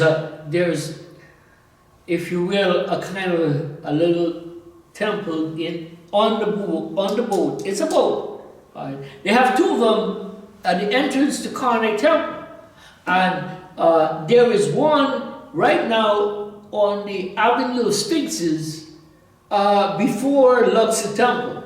So what happens is that the two processions by boat, kings and gods by boat, and priests by land, assemble and they get to Luxor Temple and they enter the temple. Okay, as Luxor they would have the pylon, the courtyard, the processional colonnade, the court of Amenhotep III, the hypostyle hall, and the sanctuary in the rear. Only those priests carrying the bark of the god enter they enter the sanctuary area through the main door, or enter the hypostyle hall and into the sanctuary area. Most of the other priests enter from the side. The way is the way of the temple, the way of the god is only the divinity uses that center aisle to exit or return to the sanctuary area. However, again, the priests, if they're carrying, the one time that they walk through the front door up to the sanctuary is when they're carrying the bark of the god and they deposit it, and then but the other helpers, priests or whatever, they come in from the side. Only the god goes in and out to you call it in the hypostyle hall at Karnak, you call it the processional colonnade. So, okay. To the south, according to the contrast principle way, the sanctuary is preceded by a series of once again 5 rooms and 5 connecting doorways. An anteroom extending to the end of the corridor surrounding the sanctuary, called the Hall of the Aeneid. The Aeneid is where a number of gods would comprise the principal god's assistants, or like we would say his cabinet. Because the deities who dwelled in the ring of chapels opening of the corridor were gathered there before the sheep god. So that's his people there, and he discussed things with them. You have the offering room, the inner hypostyle hall, and we're talking Edfu, right? We have the inner hypostyle hall and the great hypostyle hall called the Hall of Appearance. That is where the god appears after he leaves the sanctuary. That's the first location he stops. And the colonnaded court outside where, in this case, Luxor, the court of Amenhotep III, at Karnak, it is the great court with columns on both sides. Looking in from the outside, the sequence of rooms presents the appearance of a secret series of nestless passageways, each surrounding the ones inside. It seems as though a sort of central perspective has been constructed. From the exterior to the interior, the rooms become even smaller. As you go in, the rooms become smaller, the light becomes dimmer, the floor rises, the ceiling descends, and so that where the god is becomes the highest point in the temple. From the exterior in the rooms become even smaller, while the floor becomes higher and the ceiling lowers. Corresponding to the diminution of space is an increasing darkness. The courtyard, which is flooded with light, is followed by a crepuscular hall of appearances. The inner rooms lie in deep darkness with only slits in the roof and the walls casting mysterious spotlight beams of light. Take, for example, again, Karnak Temple, where the sanctuary is located. Now, Karnak Temple is one of those unique temples it has two axes. It has an east-west axis that God travels across the heavens morning, night. And then there is what is called, you call that the divine axis. And you have what is called the king's axis, that is a north-south axis. Now, along the king's axis, along the divine axis, there are 6 pylons, and along the king's axis, there are 4 pylons. Again, pylons is gateways, massive gateways, okay? The whole idea of that is that the people outside don't hear what's going on. They can't see inside the temple. The temple is a sacred place. And what happens inside there, they say, what happens in Vegas, stay in Vegas, and what happens in the temple, stays in the temple. All right. Of the 6 pylons from east to west, the largest is at the end. For example, I'm just going to use this. This is not how they were built. This is how they're numbered according to how the European ascended into the temple. But let's say, for example, the 6th, the 5th, the 4th, the 3rd, the 2nd, the 1st, each one from 1st to 6th is built in an ascending size with an ascending aperture, so that when the sun transits the heavens and it shines back its rays towards the sanctuary, less light is shown in the rays of the sun, so that not too much is done to lighten the area where the God needs to be in darkness. Okay, so the whole idea is not only that we have to protect the divinity resident in the nails, in the sanctuary.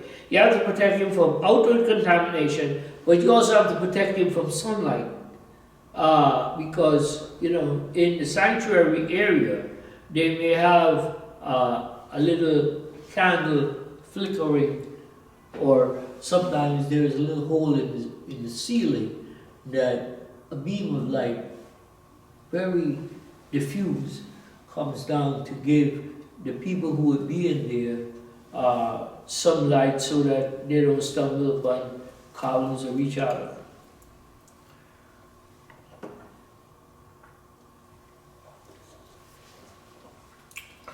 Even for it says, from the outside in, the doors become more exclusive, and those who were authorized to pass through them were subject to even stricter prescriptions of ritual purity. This was not, however, a human route. Inside there, the humans don't go there. One of the things that Dr. Ben told us is, don't enter the sanctuary, because in ancient times only the king and the god entered the sanctuary. Today we see a lot of people, and a lot of these Europeans you think they're going bathing, or they're so scantily clad, and they traipse through the sanctuary area without realizing that, in a way, spiritually they're contaminating this whole space, and this represents a whole notion of not being respectful of what the culture represents. That is to say, people like us, we respect this because this is our cultural heritage.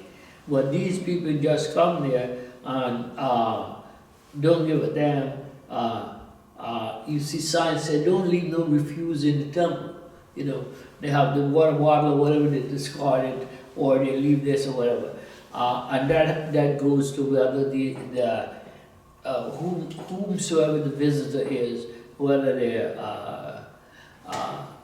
I shouldn't be telling you this, but in 03, I was in in the temple with, it was an American guy, you know, and he was being offensive, and he called me names. I didn't mind if he called me names. I told him, I said, look, you can't speak like that in the temple, okay? And then, I mean, I took him down a dusty road simply because of his disrespect. And he's supposed to be, you know, the thing on the cat's whiskers and all that, but he was misbehaving in terms of the use of language. Dr. Ben said, dress properly, be respectful of the culture, don't enter the sanctuary, and don't leave the garbage in there. Definitely do not graffiti anything, okay? So that's about respect. From the outside, the door become more exclusive, and those who were authorized to pass through them were subject to ritual purity. This was not, however, a human rule. Evidently, no priest ever penetrated this succession of doorways from the outside to the inside, except in carrying the divine image. This idea is evident during the Opet festival, which I mentioned. Ordinarily, the outer doors remain shut, so that expansive outer door is shut all the time. That part of the temple, nobody goes in there. The priests who are even administering to the God come around from the side, their side entrance. Of course, they got to wash it. But when there's a festival, the doors are open, the leaves of the doors are open, and then the God would exit, and carried by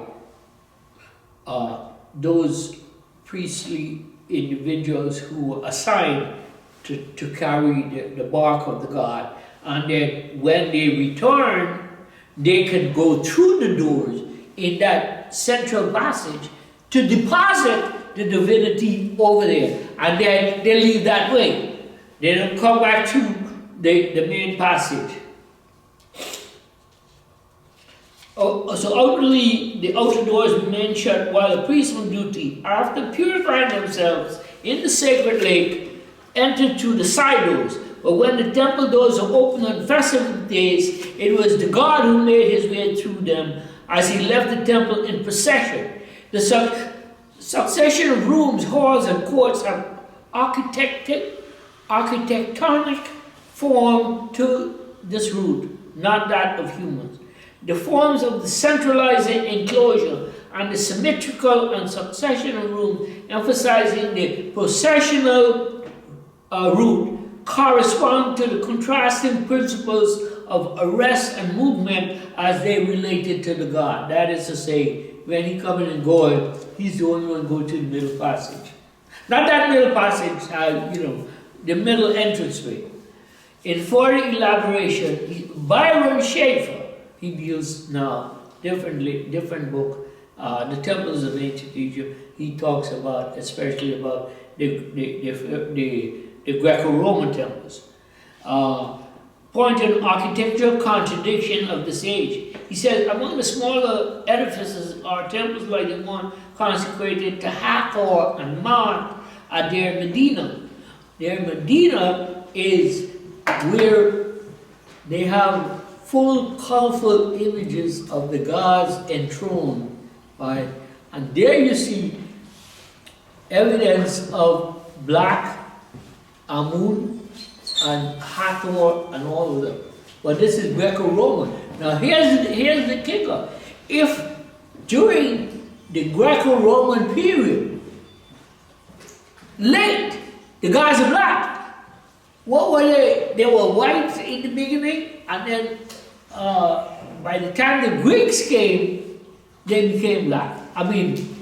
So some of you guys use this word poppycock, but it's falsity to even entertain thought.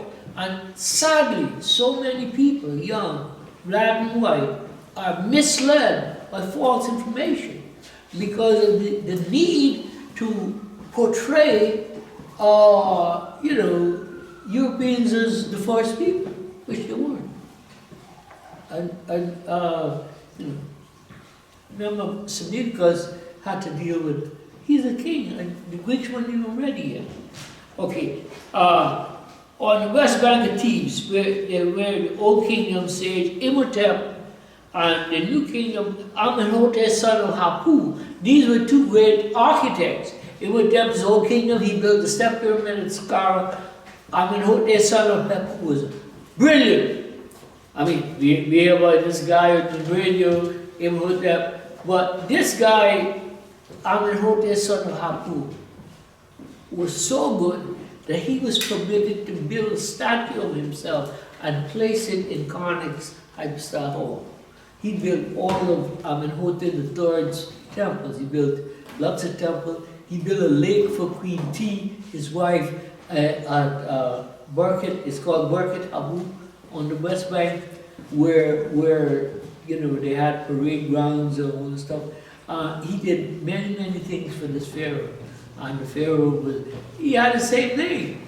Amenhotep III, and his father named him Amenhotep because he was also, he also served that pharaoh. So he gets his name as Amenhotep son of Hapu. His father's name was Hapu, but he was a great architect. Right? And, okay, so Imhotep and Amenhotep were venerated across the West Bank, and there in Medina, and that of Mantu at Medabud, northeast of Luxor. Mentions also been made of the temples of Isis at Aswan, of Amun Dabud, rededicated to Isis during the reign of the Ptolemaics, of Mandus, Isis, and Osiris at Kalabsha, and of the deified Petesi and Pihor and Dendor. Dendor is a temple that's in Manhattan Metropolitan Museum. It's a small temple. They brought the whole temple, and it's on display in Manhattan. Thus, the standing temple, so highlighted within the current Taurus circuit in Egypt, must be seen within the whole gamut of the Greek-Egyptian interacting experience.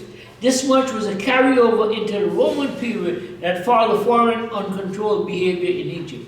Now, seeking to understand the foundations on which these later holy places were constructed. As an example, the Temple of Dendera was built during the Greco-Roman period. The one standing today is built during the Greco-Roman period.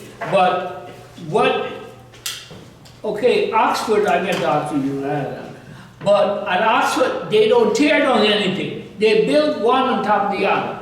So this site, because you have to understand that when a site is initially or first time consecrated, it retains that consecration.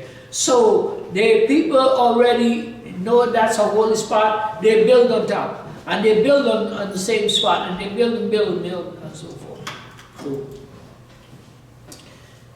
like so many others, while the planning of the temple schematics took 20 years to finalize, its construction took some 185 years to complete. And so this is why, though the erection was essentially Greek, the decoration is generally credited to Roman emperors. Again, and as such, in the case of the standing Dendera temple, its antecedents go back to far antiquity, in that evidence of Thutmose III of the 18th dynasty in the New Kingdom and Pepi I of the 6th dynasty Old Kingdom are found associated with the site, the temple, and literary history making it a subject of building and rebuilding over an expansive period of time.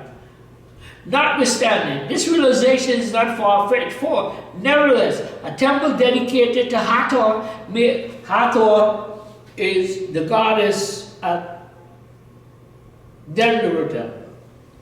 She was in love with Horus of Edfu, and there is a festival where she leaves Dendera, and there's a procession of boats that takes her to Edfu to meet her lover and remain together for a duration of time before she sails back to Dendera. Right? Dendera, that temple that took 20 years to draw the plans and 185 years to build.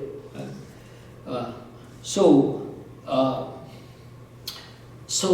I'm focusing now on Hathor, the goddess of Dendrotem.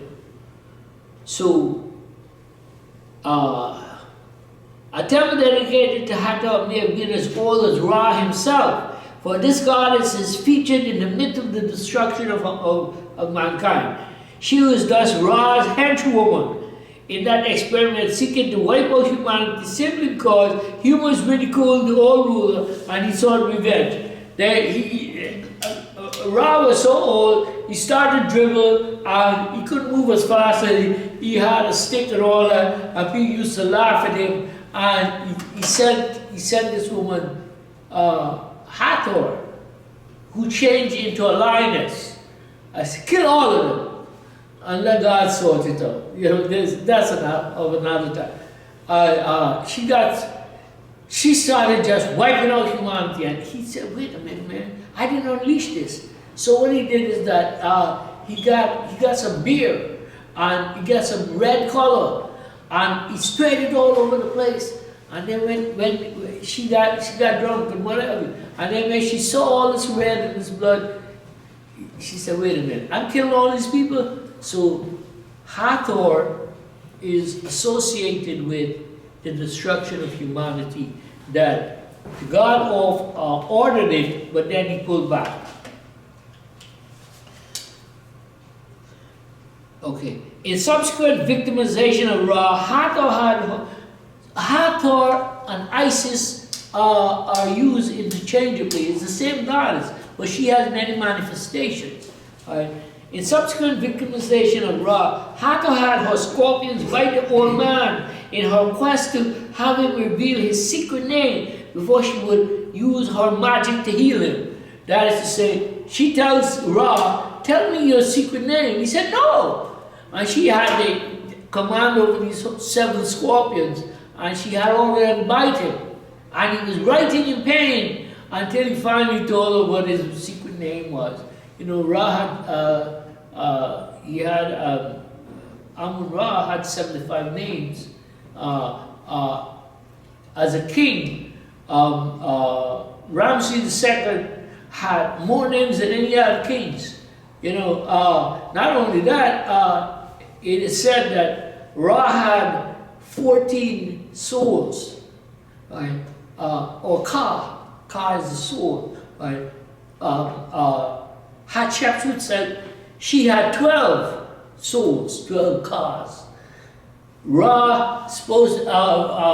Ramses II, he said, I got 30 of them. All right? And in one of my books, I outlined the names of each of those, its Egyptian name and ancient Egyptian and modern example. Okay, so she had her scar before she healed him. No less significant, her visible presence on the Narmer palette. One of the earliest historical documents we have is the Narmer palette. Narmer is a guy who separated prehistory from history. He organized an armada from the south, leaving Abydos. He sailed north, conquering all the way until he was able to conquer the whole country and unify and begin the dynastic period of Egyptian kingship, the first dynasty. Two of his documents, his mace head and his palette, are the earliest inscription that tells us about him and how he was able to, what he did after he had conquered the north and unified the country, choose the type of weaponry, the type of crowns to be associated with Egypt throughout its dynastic history, and establish certain types of religious worship. He built a temple for Ptah and Memphis, and so forth, so on. Right? So she, Hathor, appears on Narmer's palette. Okay? An establishment of Egyptian kingship and commencement of the dynastic period is noteworthy, and as such, this prominent forces ought to recognize Hathor as a force to contend with. Therefore, Hathor's Greco-Roman temple should be seen not as a new but an ancient heritage, withstanding challenges of time and man, yet transiting ancient sacred and metaphysical knowledge from a state of revered reverence. Hathor and her various structures have remained a staple throughout Egyptian history. Of particular note, by Old Kingdom times, and check this out, so by the time of Narmer, Hathor is an important goddess because she's the only one who appears on his historic document, the palette. Check this out. Africans, by Old Kingdom times, Africans outside of Egypt and unknown to the Egyptians were worshipping Hathor as a goddess of their cultural experience. Okay, so one Old Kingdom pharaoh sent a contingent under a man named Borden. There is at Aswan, the tombs of the nobles, his tomb is over there, and it has on the doorway a letter. Breasted translated the letter of what the king said to Borden, because Borden had brought back one of these Atwa people, and the king was so fascinated by seeing this little guy and having skill. They were goldsmiths and things of that nature. So he gave him a big reward. Now, there was another guy, the name right now evades me. He was also sent into the desert to locate whatever. And when he got there, he found Africans warring with each other. So, but this particular group so favored him, they offered protection, a contingent of soldiers to take him back to his country, Egypt. Passage through the hostile environment of these other Africans that they were fighting with. And the thing is that they were worshipping Hathor before the Egyptians. All right? So, again, we're not talking about Marduk or whatever that guy was in Southwest Asia. We're talking about African deities, African gods and goddesses. Right?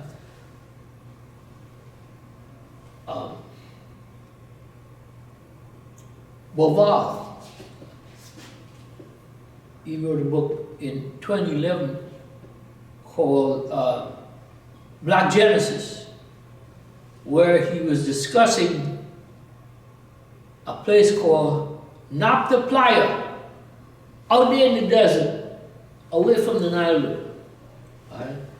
And he found that these Africans, and I can't remember if it was 8 or 10 when I was in Egypt. I presented this to Mr.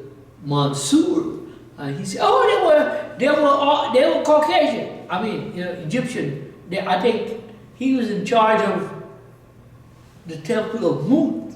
Nobody goes to Mut, right? He gave me the keys to going on Mut. I'm one of the few people that in there. Most of the statues.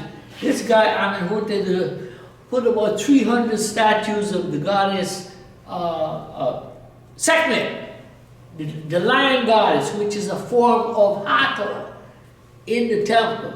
And you go in there, it's closed to visit, right? Most of the statues that are in there are covered in sand up to here, right? But when I told him about Napta Playa, he said, "Oh." But then in one of my books, I wrote I was in Luxor, and I was having breakfast, and I met this white couple in I think Cornet, and the guy said to his wife, "That's the guy we saw at breakfast this morning. He was writing like his life depended on it." So I wrote him this 15 or so page letter explaining Naphtaliah. Right? These Naphtaliah Africans, they were pastoralists. That's to say, they kept cattle. All right? They didn't keep cattle for meat. They keep cattle for blood. So they would milk the blood. You milk the cow, milk the blood, and patch up the hole and allow the cow to live on. It happened that the cow died, then they use the meat, and then they would use the skins on. So they were pastoralists. They did agriculture. They moved heavy stones. They created a calendar. They were some of the earliest stargazers, right? And they worshipped the cow goddess. Who's the cow goddess? Hathor. Now this is before Egypt. Okay, you go to Luxor Temple, where the open festival leaves Karnak and goes to Luxor. Luxor built by Amenhotep, and then 100 years later, Ramses II comes and adds what is called the Ramesian front. That is, he added a courtyard, put in some colonnades, and then put a great pylon. And Dr. Ben often likes to take his people to show that there is a procession to the temple of Luxor. Ramses II often liked to show off his children. So in his temples, in the Ramuseum, especially in this Luxor temple, there are two sets of processions of his sons and daughters. These sons, and there is an illustration of the front face of the temple, and you see the sons going to the temple with the statues in front, seated, standing, and what have you. And one of the lead cows has a Nubian lady coming out of the head of the cow. That's what I always said. Don't worry with the guides. 60% of what they say is wrong, because most of them don't read a book. They go to the temple every day, right? And they know that this is like some of our people who carry people to Egypt. This is a column and that's a wall. And you see that picture over there? Okay, take some pictures, and then later on when it gets cool, we'll go out and do a little shopping. The Egyptian guides do not show tourists that woman, that Nubian lady coming out to the head of the cow. So Hathor is associated with cow worship, cow goddess worship, right? So she's been around. She had a temple. She's a part of the Enid. I mentioned Enid earlier. The Enid or Karnak temple. There are 15, right? There were 10 at Memphis on the Ptah. There were 9 at Heliopolis on the Ra, and there were also 9 at Hermopolis on the Thor. Right. Hathor, there are illustrations of the image of Hathor coming out of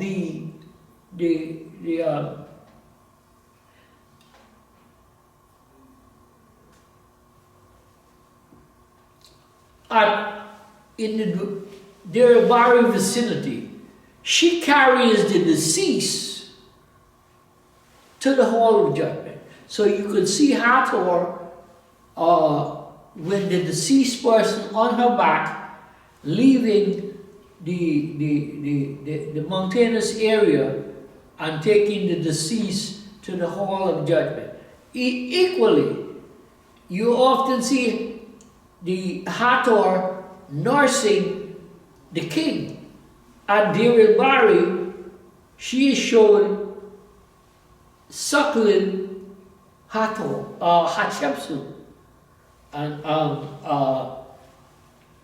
Gaston Maspero says that it's one of the finest examples of a bovine, a cow.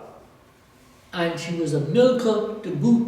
That is to say, they will show you the milk, the other, I think is with the word of where the milk is, you know. So she had temples all over, all right? But her temple at Dendera was the principal. Dendera has, unknown to many, 15 crypts underground where I've been in a couple of them. All right. If you could, I don't want to use the word bribe, but if you offer some incentive, the keepers of the temple will let you go down into the crypts where the temple's treasure was held, and there's some illustrations of the divine forces that were worshipped in that temple. All right, so.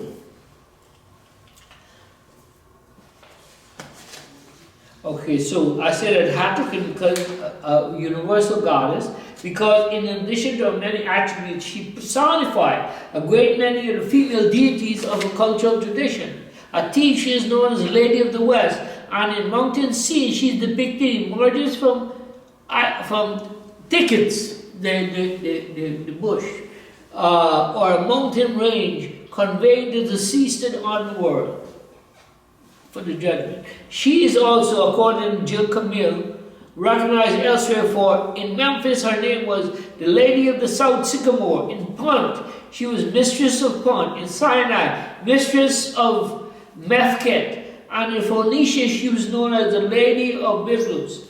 Associated with pleasure, motherhood, and beauty, she is seen nursing or giving succor to Pharaoh and nursing Hatshepsut in a mortuary temple near Bari. Let us also not forget, Hathor is a transformative goddess, and as in the destruction of mankind, she was a lion goddess. In other cases, she doubles as Mut, the mother, and Isis, also a mother and faithful wife. What is interesting, how Isis worship, after first consolidation in Egypt, migrated to the Mediterranean. Rome then on a significant role, rivaling Christianity in the early years of its formative period. Nevertheless, and as such, this particular image is significant for why she is the fifth. Oh, what am I saying? Oh, I'm talking here about. Oh, okay. She is the fifth cow in the procession, the prince's procession. It's called the ascent of the princes. That is to say, the sons of Ramses II are going to the temple of Luxor to visit their father, the pharaoh, who sits on the throne. Right? She at Luxor temple is Ramesian front, in which commentators either picture her with nothing to say or comment on the priestly brand of. So they talk about those who take people to see the procession of the princes, talk about the cows, the backside or the haunch of the cow, or the foot. They say that these are not regular cows. These are cows reared they're not reared for sacrifice. So they weren't, quote unquote, practiced in the pasture. They were kept sort of secluded so that their sacredness would be maintained so that they could be executed as part of the ritual of a particular festival celebrated in here, there, wherever it's chosen to be. I often go there and sit there and look at the the guides coming in with the tourists, if at all, they look at the wall. Nobody sees the cow goddess. Right?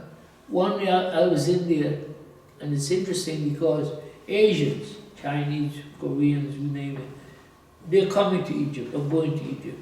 Right? I was in there, sitting there, looking to see who would come to see the goddess. Right? You may need to look at this here. Right? This guy was bringing in these Chinese tourists, you know, and somehow I didn't really pay much attention to it. But I noticed them coming in, and I happened to look at my watch. And would you believe, I mean, Luxor Temple is about 1,500 feet from front to back. In 1 minute and 30 seconds, these people walking back out. I mean, when I get down there, I mean, look, I carry 4 cameras to Egypt. I'm shooting everything it better don't move. I didn't even start work yet. These people came and left. They want, I theorize that they're there to take a selfie. You know, I was over there and figure out what they can create from looking at, they're not interested in books and all this. It's only the African American rarely prepares. And I'm not talking about false progenitors, I'm talking about serious people. You know, you want to go to Egypt, do some reading, be knowledgeable, so that you can be able to identify with some of what you will see. Okay, you can be blown away to begin with because the monumentality of the structures alone is so fascinating that you want to be clicking, and you really don't, your journey is not truly educational. It may be awe-inspiring, but if you're going to invest all this money, then prepare, read this, that, or whatever. Certainly read my book, because I'm on the case, okay? Okay, so as I was saying, that they talk about the haunch and the hoofs of the cows, but they never see the lady coming, the Nubian lady coming out of the hand of the 5th cow in the procession. They bypass Hathor in Luxor Temple, ascent of the prince's procession, perhaps out of ignorance. Of significance, Nama's recognition of the goddess prominently displayed on the Nama palette is some evidence of the king's religious nature. Given Sir Flinders Petrie found evidence of 10 levels of temples at Abydos, going back to the start of the dynastic period, so reason dictates a shrine of some sort may have been built for the goddess there as well. Remember, Biot posited the existence of a temple of Hathor on the highlands above Deir Bari approximately 3000 BC. Of course, this is of Nama's age, and given according to Dr. Diab, Nama was Theban, and so the image of Hathor on Nama's palette may link her to the temple. Okay, so let's look at some of the schematics about Dendra. The site of Hathor's temple at Dendra, in some respects, a mirror image of the other late-period Greco-Roman temples, is replete with history, architectural innovation, evidence of knowledge of astronomy, artistic creativity that adds to the religious, spiritual, esoteric, and mystical nature of the religious ritual practices in the sacred space where tradition and distinctive combinations abound. As such, again, while the Greek and Roman overlords presided over the avalanche of temple construction, their efforts were flavored in Egyptian tradition, even though several new features were added to the themes of building. In such instances, Shefar, temples of Egypt, indicating regarding these divine sanctuaries, the late temples also had special features, such as the screen wall of the pronaos. Some temples have what you call not complete. They have a wall with columns on top of the wall at the entrance. He called it a pronaos entrance. A columnar entrance or forehall fronting the naos. Another feature of Greco-Roman temple was the central sanctuary. The sanctuary in a central location in the temple itself, and surrounded by a number of rooms for different, either for other gods or for different material used in the ritual. We're talking about the perfume room, the clothing room, the food, the incense room, and stuff like that. So that everything is at hand. Another feature of Greco-Roman temple was the central sanctuary, a separate structure with its own roof surrounded by a corridor. That is to say, it's a bit different. Where do you have that? Kamambo, which is a double temple, time permit.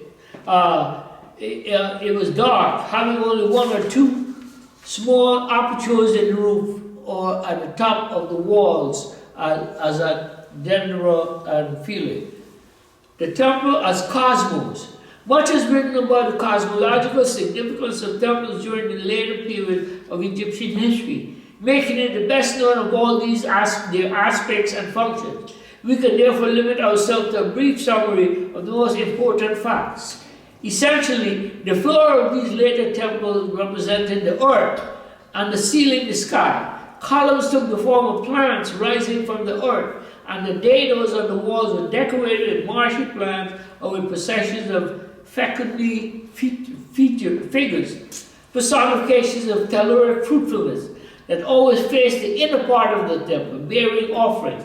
We call these the Nile gods bringing the fruits of their domain as tribute to the divinity. And you generally see those, for the most part, on the outside of the temple per se, within the inner wall or inner corridor.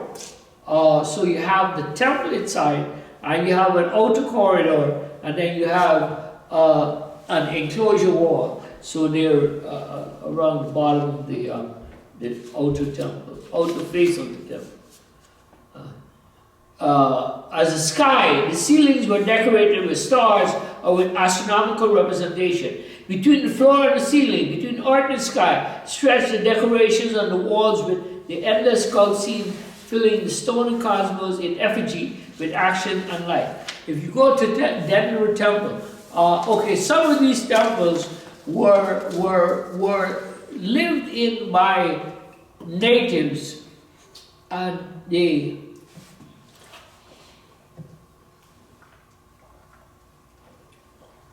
cooked in there, and the fires, smoke, blackened the ceiling. Many of the illustrations were covered. However, they have some of the temples were recently cleaned. As a good example, Esna. Very few people go to Esna, but Esna was on the internet. Recent, I was there last year.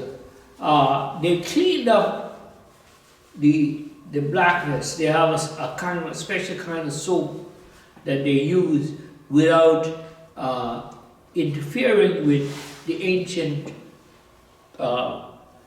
color of the paint. Alright, so that temple has become brighter now. The ceiling in Dendera was also the subject of that cleansing. Alright, and I love to just go up there and do all of the, I think there are 7 rows of illustrations depicting the drama in the heavens with the divinities in procession.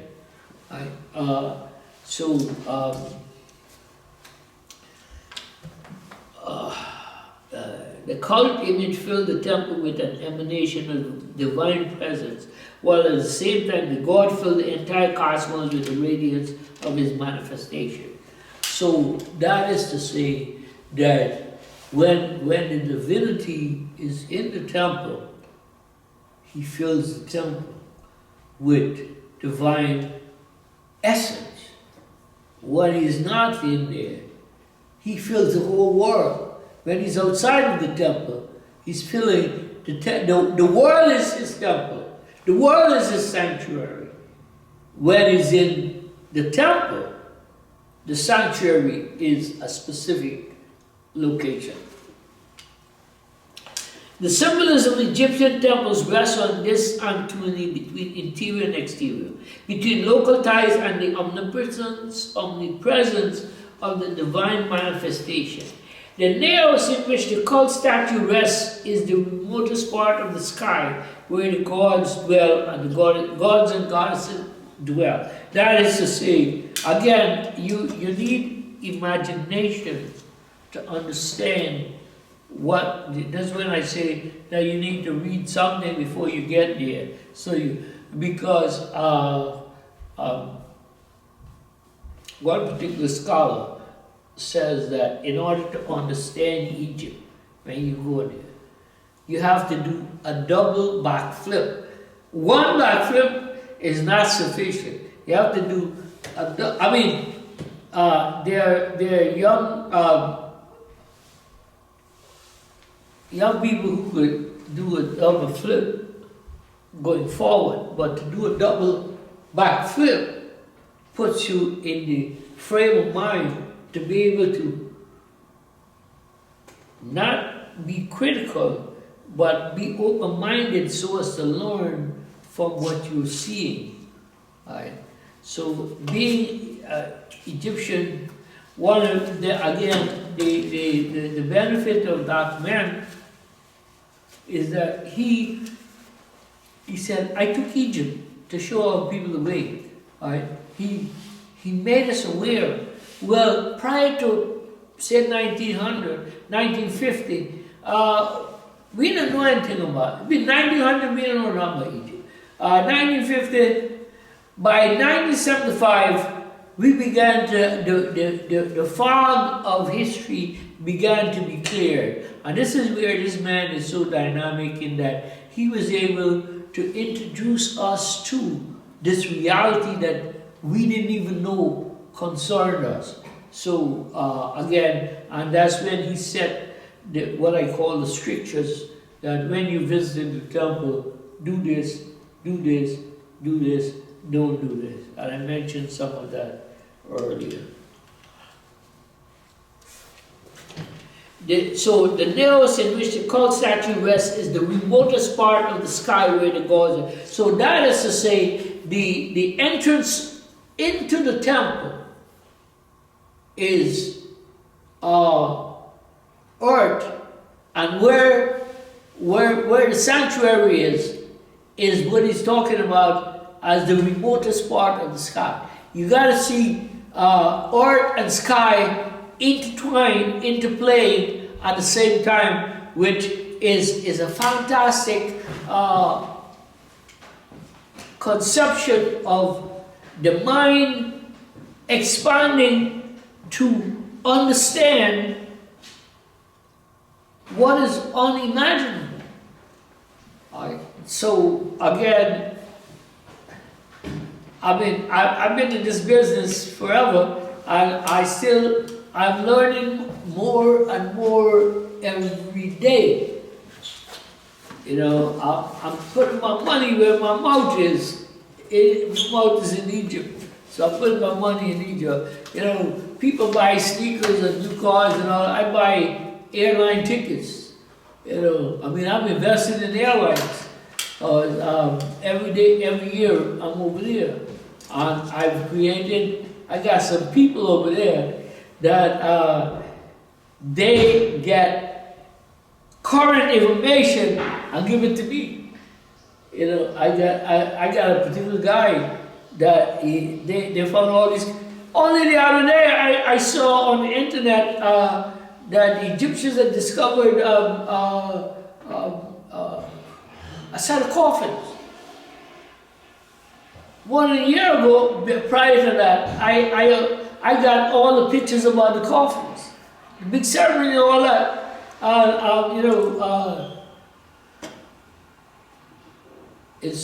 according to how you approach the people over there. Keep in mind, why Kevin Hart went over there and said, listen, people said no. You got, you know, if you're humble and you don't try to take advantage of it, they will show you things. Like for instance, when you go in the temple, and you see these guys over there, they're watchers, you know, making sure that nothing, you know, people don't give them nothing. Most likely the black guys would give them something.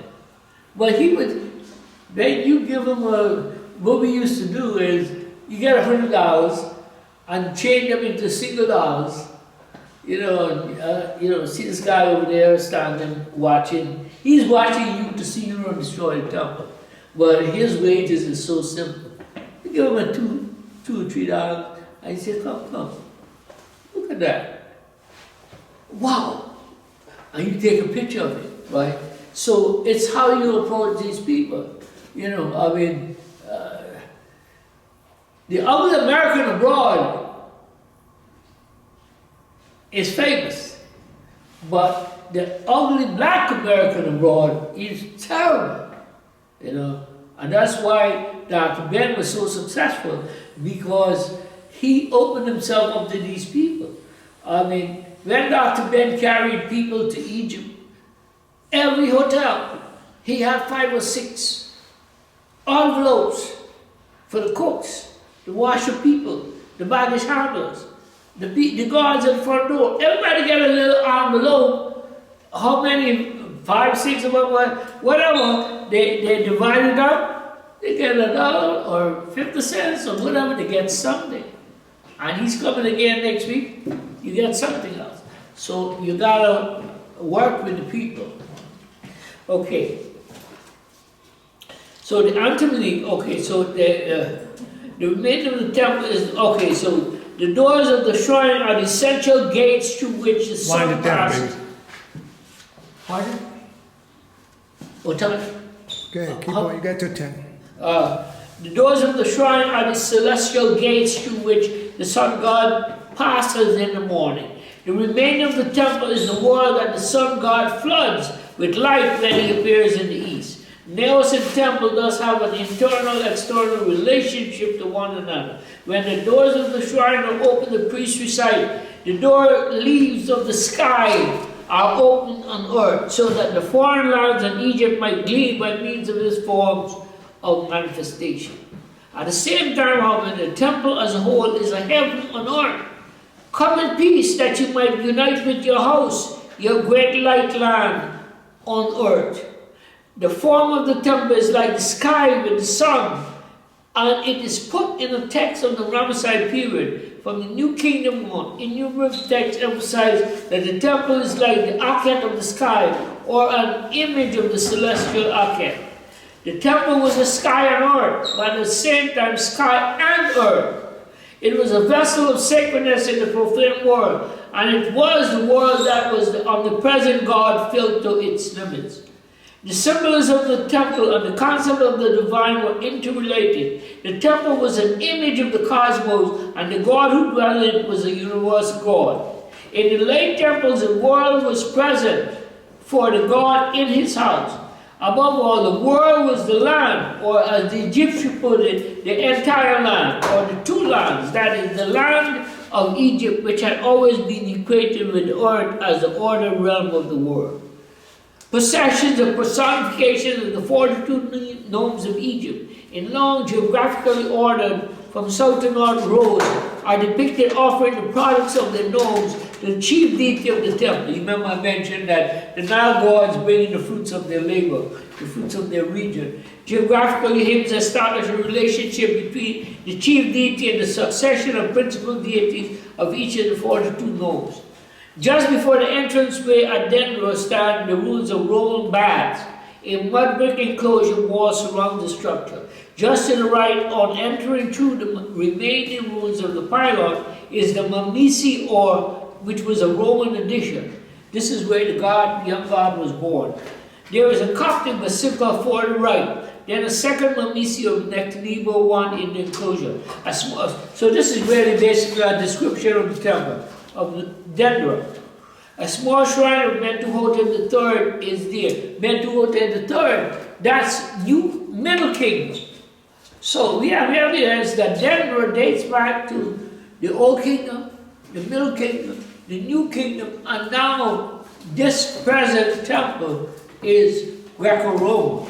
So it's got 3,000 years of existence, and perhaps even more. The south. Behind the great temple lies the temple of Isis, and on the main temple's back wall there is a colossal image of both Cleopatra and her son Caesarea, the son of Julius Caesar, which the queen introduces to Hathor. So Hathor is on back. While many argue whether this is her image, Cleopatra, true or not, Dr. Chia Antediab has exclaimed, the ancient artists certainly knew what their subjects looked like, thereby debunking modern claims about the queen's identity. Here at home, Dr. Clark and Dr. Ben differ on Cleopatra's personality. Dr. Ben claimed she, Cleopatra VIII, was the last of a dynasty of hated Greek rulers, even though she was the only one who spoke Egyptian and could read hieroglyphics. Dr. Clark, on the other hand, saw her as an African queen who played the cards she was dealt in the changing geopolitical reality of the fast-moving times when Egypt's enemies coalesced and exerted unholy designs on the once great nation. Within the temple enclosure beyond the palace, there was a great court where social elites gathered, yet not being able to enter the holy structure. Today, this space remains filled with archaeological artifacts excavated from within the precinct. Generally, images of Pharaoh are depicted on the exterior walls of most temples. This is not so with Hathor's temple then. Significantly, the broad east and west walls are replete with images of other divinities and kings worshipping, presenting to Hathor and other gods generally enthroned. While the temple's pronaos facade is imposing with 6 huge Hathor-head screen wall sistrum columns, Simpkins in the Temple of Denver points to a Greek inscription on the cornice that reads, "For the Emperor Tiberius, the young Augustus, son of the divine Augustus, honored the prefix Alutus Avilus Flaccus, the governor Aulus Fulvius Crispus, and the district governor Serapion. The inhabitants of the capital and the noon dedicated the pranos to the great goddess Aphrodite." Now, you see that? Hathor now has become the Greek Aphrodite, and her fellow gods in the year of the Emperor Tiberius. Note the name Aphrodite substitutes for Hathor, and in many respects, Greek and Roman names were used then, especially in modern times, adding to the confusion as to who were the ancient Egyptians. Famous picture began using such in the 19th century of our era, and others followed, adding to the distortion and confusion as to who actually built the Nile Valley cultural phenomena. Here at home, we have the same denial in regards to efforts of Africans who built this nation. The proper entrance to the temple opens to a great hypostyle hall, followed by a small hypostyle hall. Inside this forest hall, a forest of enormous columns of the 6-screen facade type and 18 others within support the high and beautifully decorated ceiling. The decorated ceiling magnificently depicts the heavenly drama of divinities in cosmic and perennial processional parade. The ceiling is divided into 7 sections, 1 on in the center aisle and 3 each on the other side portions. In her description, Jill Camille in Upper Egypt and Nubia explained, in the first section to the extreme left, on entry is the elongated figure of Nut, the sky goddess. Her body arches over the heavens, and her legs and arms represent the 4 pillars of the universe.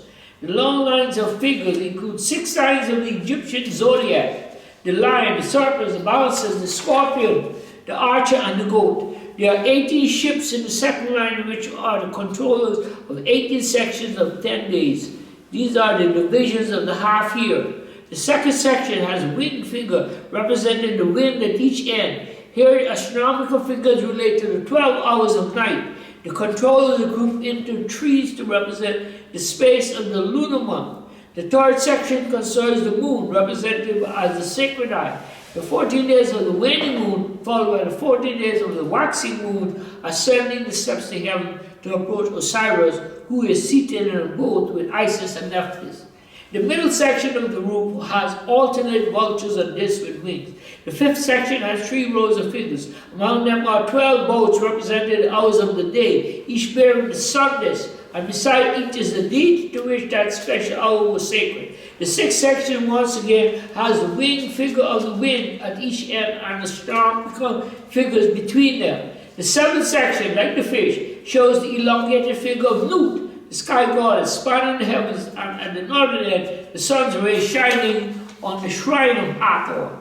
Among the line of figures represented are the 6 signs of the Egyptian zodiac: the crab, the twins, the bull, the ram, the fishes, and the water carrier. 18 ships, each bearing decon, or controls of a 10-degree segment of the zodiacal hemisphere, of which there were 36 in all. So 36 times 10 weeks represented 360 days. But they soon realized that the year 360 days was short, and they intercalated, or they added 5 days. So they got to 365 days. So Egypt was one of the few countries, well, it had 4 calendars. It had the Muslim calendar, which is a small calendar, only 354 days. The 360 day, 365 day, and ultimately the 365 and a quarter day. Like every 4 years, we add 1 extra day to February. So we get, well, what the Egyptians did is that they realized that their calendar fell back 1/4 of a day each year. So they waited 1,460 days to add a leap year. Today, a leap year is every 4 years, but it's only 1/4 of a day. But again, Egypt was the only country with 4 calendars: the farmer's calendar, the European calendar, the ancient calendar, and the religious calendar.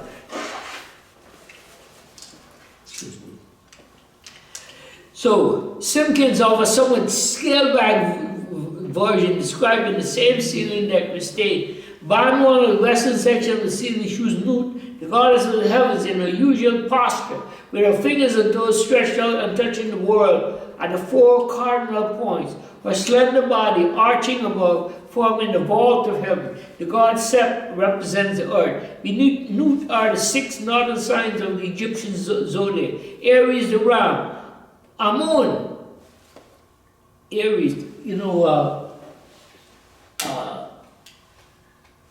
brother, tomorrow is my birthday, Oh! I'm gonna be that big double 7. Hey! Double 7 in the house, back Monday. Yeah, the ram, Amun. Yeah, so Aries, the ram, Amun. Taurus, the bull, Apis. Gemini, the twin, 2 sprouting plants. Cancer, the crab, Anubis. Leo, the lion, Osiris. And Virgo, the virgin, Isis. At the other end of the ceiling, in the 7th band, is a similar figure of Nut. Above the commanding 6, the remaining 6 signs of the zodiac: Libra, the scale; Scorpio, the scorpion; Typhon; Sagittarius, the archer; Capricorn, the goat; Mendes, Aquarius; the water carrier, Pisces; the fishes, Nephthys. Even for the simply continued. The 2nd and 6th bands have at either end a winged figure representing the wind. The 12 hours of the night are also represented. The 3rd band shows the moon, represented by the sacred eye, and the course of the sun during the 12 hours of the day. The 4th band, central, is decorated with vultures and wind discs. The 5th band shows the 12 hours of the day represented by boats bearing sun discs and the figures of gods to whom each hour was sacred. The entire scheme is highly intricate and combined with the massive columns of the Great Hall is very impressive. Okay, so A door surrounded by a carved cornice and a round molded leads into the small hypostyle hall. So it has two hypostyle halls. Karnak temple had two.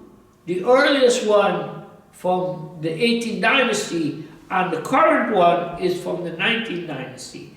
The museum has three hypostyle halls.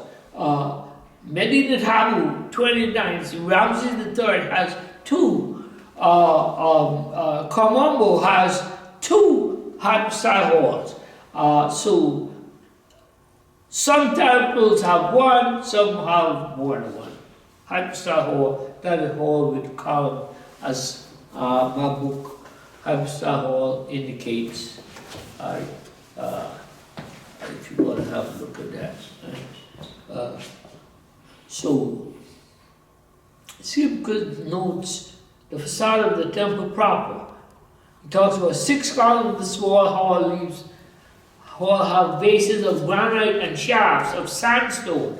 The type of material used to build, say, you don't just build willy-nilly. You have to have certain types of material and certain types of tools, and you have to have certain types of craftsmen who specialize in particular artistic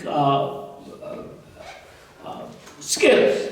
The scenes in small hypostyle hall, beginning at right of the entrance, depict the pharaoh wearing the red crown of Low Egypt, leaving his palace, preceded by standards of Tynus and Thebes, and the priest burning incense, the pharaoh cutting the first sod of the temple before Hathor, shaping the first brick for the building, performing a foundation ceremony before Hathor, presenting the temple to Hathor unto her son, presenting a spear to Horus and Edfu, and in the final scene, burning incense before Hathor. This mention of brick dates the ritual back to the earliest times when they were building temples with brick, but in later times, as the society matured, they're building with stone. So what it does show you is continuity of the same ritual over an extended period. And these people were traditionalists, and they objected to change. That is to say, in their ritual practice and their building. So generally, I'm running out of time, but and I've been called. So I'd like to bring this presentation to closure, and of course. You got 10 minutes. More time. 10 minutes after 10. It's 10 o'clock. I can't see the clock. I have an eye behind my ear, but I can't see the clock. 10 minutes, good. Okay. We're going to close it down at 15 now. Okay, great. So, the various aspects of the different makeup, different parts of the temple was dedicated to particular deities or functions or supplies. Edfu. Let me just give you something on Edfu. So this temple is oriented in a north to south direction with the great pylon entrance located in the south. Beyond the Mamisi dedicated to Hathor consort, to Horus, consort of Hathor, who in the feast of the beautiful meetings journeys from Denver to Edfu to celebrate. So I mentioned that Hathor was the wife of Horus, and she would leave her temple to visit him at Edfu, and they would remain secluded in the innermost area of the temple and so forth. The present structure at Edfu, according to Gladstone Bratton in History of Egyptian Archaeology, the present structure was built by Ptolemy III Eugetes in 237 and completed by 212 BC, although additions were made as late as 57 BC. For symmetry, consistency of design, and completeness, it is unsurpassed, and although a product of the Greek period, it is nonetheless typically Egyptian. From the standpoint of beauty, Edfu can be considered the climax of our story of Egyptian. Cleared by Barsanti, the Frenchman who did the clearance, and the Service des Antiquities, 40 houses had to be bought and pulled down. Then an excellent work of excavation. Maspero's work on the temple is as follows. He says, Maspero is that great French scholar. He had about 150 books. They always say that his desk was a rampage because it was so disorganized. But he was writing, and he was the Egyptian highest scholar. He's the guy who discovered the pyramid texts in the Old Kingdom and translated them. So he was, and then he was hired twice to be the highest Egyptian scholar in Egypt during the 19th century. He died in 1916, but he was the fourth from about 1870 onward. Right? He said, notwithstanding, I haven't said as much, Edfu is an equally important temple, for it dates back to the struggle between Set and his followers, and Horus and his allies, as fought in the mythological period when Set and his companions conspired against and murdered Osiris, Horus's father. This is also the age when the followers of Horus went north.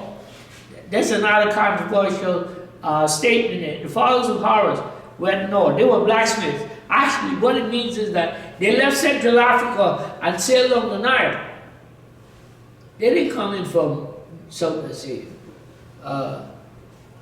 And we would have to assume that they sailed along the Nile from the original source in Central Africa, as Dr. Benjamin always reinforced, from the headwaters of the Nile. The Great Court at Edfu, esplanades with 2 east and west colonnades of 12 columns each and a south colonnade of 10 columns, split by the processional passage with 5 each on either side. Next is the promenades and 3 rows of 6 each columns with the 4 split into 3 each in an engaged wall, the other 12. So we have next come the hypostyle hall, the hall of the altar, the vestibule, outer corridor, and corridor of victory, where evidence of the war between Horus and Set is richly illustrated. Then we enter the temple through the screen wall of the promenades, or first hypostyle hall, while the outer wall of the temple proper, as well as the inner wall of the enclosure wall, comprising one extremely illustrated corridor of victory. The other side of the enclosure was equally illustrated. Now that I have you, let me give you some schematics of the other viable temples within. Kamambo. The temple of Kamambo is a double temple oriented northeast by southwest, dedicated to 2 deities. So baby crocodile Gaul on the right side and elder Horus on the left side. The elder Horus is Osiris's older brother, and different from Horus, the son of Osiris and Isis. Everything in this temple is double and again displayed according to the structural position of the respective deity. That is to say, the forecourt of Horus is to the left and the forecourt of Sobek is to the right. And this orientation follows through towards the 2 sanctuaries in the rear. In this forecourt, there are L-shaped colonnades of 8 columns, beautifully decorated with paint, essentially in place in an outdoor setting, 16 of 4 and 4 on each side. The entrance is comprised of 3 rows of 5 each massive column, the first of which supports an engaged wall. Of the row of 5 columns, the 5th or center one separates the 2 aisles of the divinities, and this separation follows through from entrance to the 2 sanctuaries in the row. in the rear. The first row of NVH column entrances the great hypocell hall, followed by a small hypocell hall, this time with 2 rows of 5 each configuration as the great hypocell hall. Only this time the columns are smaller. We then enter a first, then a second and third vestibule, parallelograms, before twin sanctuaries along the center division. But this time, instead of a single line of columns separating in 2 aisles, we have a small hall. After this, there is an north inner corridor, a west inner corridor, and an east inner corridor. This is added to a north outer corridor, a west outer corridor, and an east outer corridor. They're all decorated with interesting.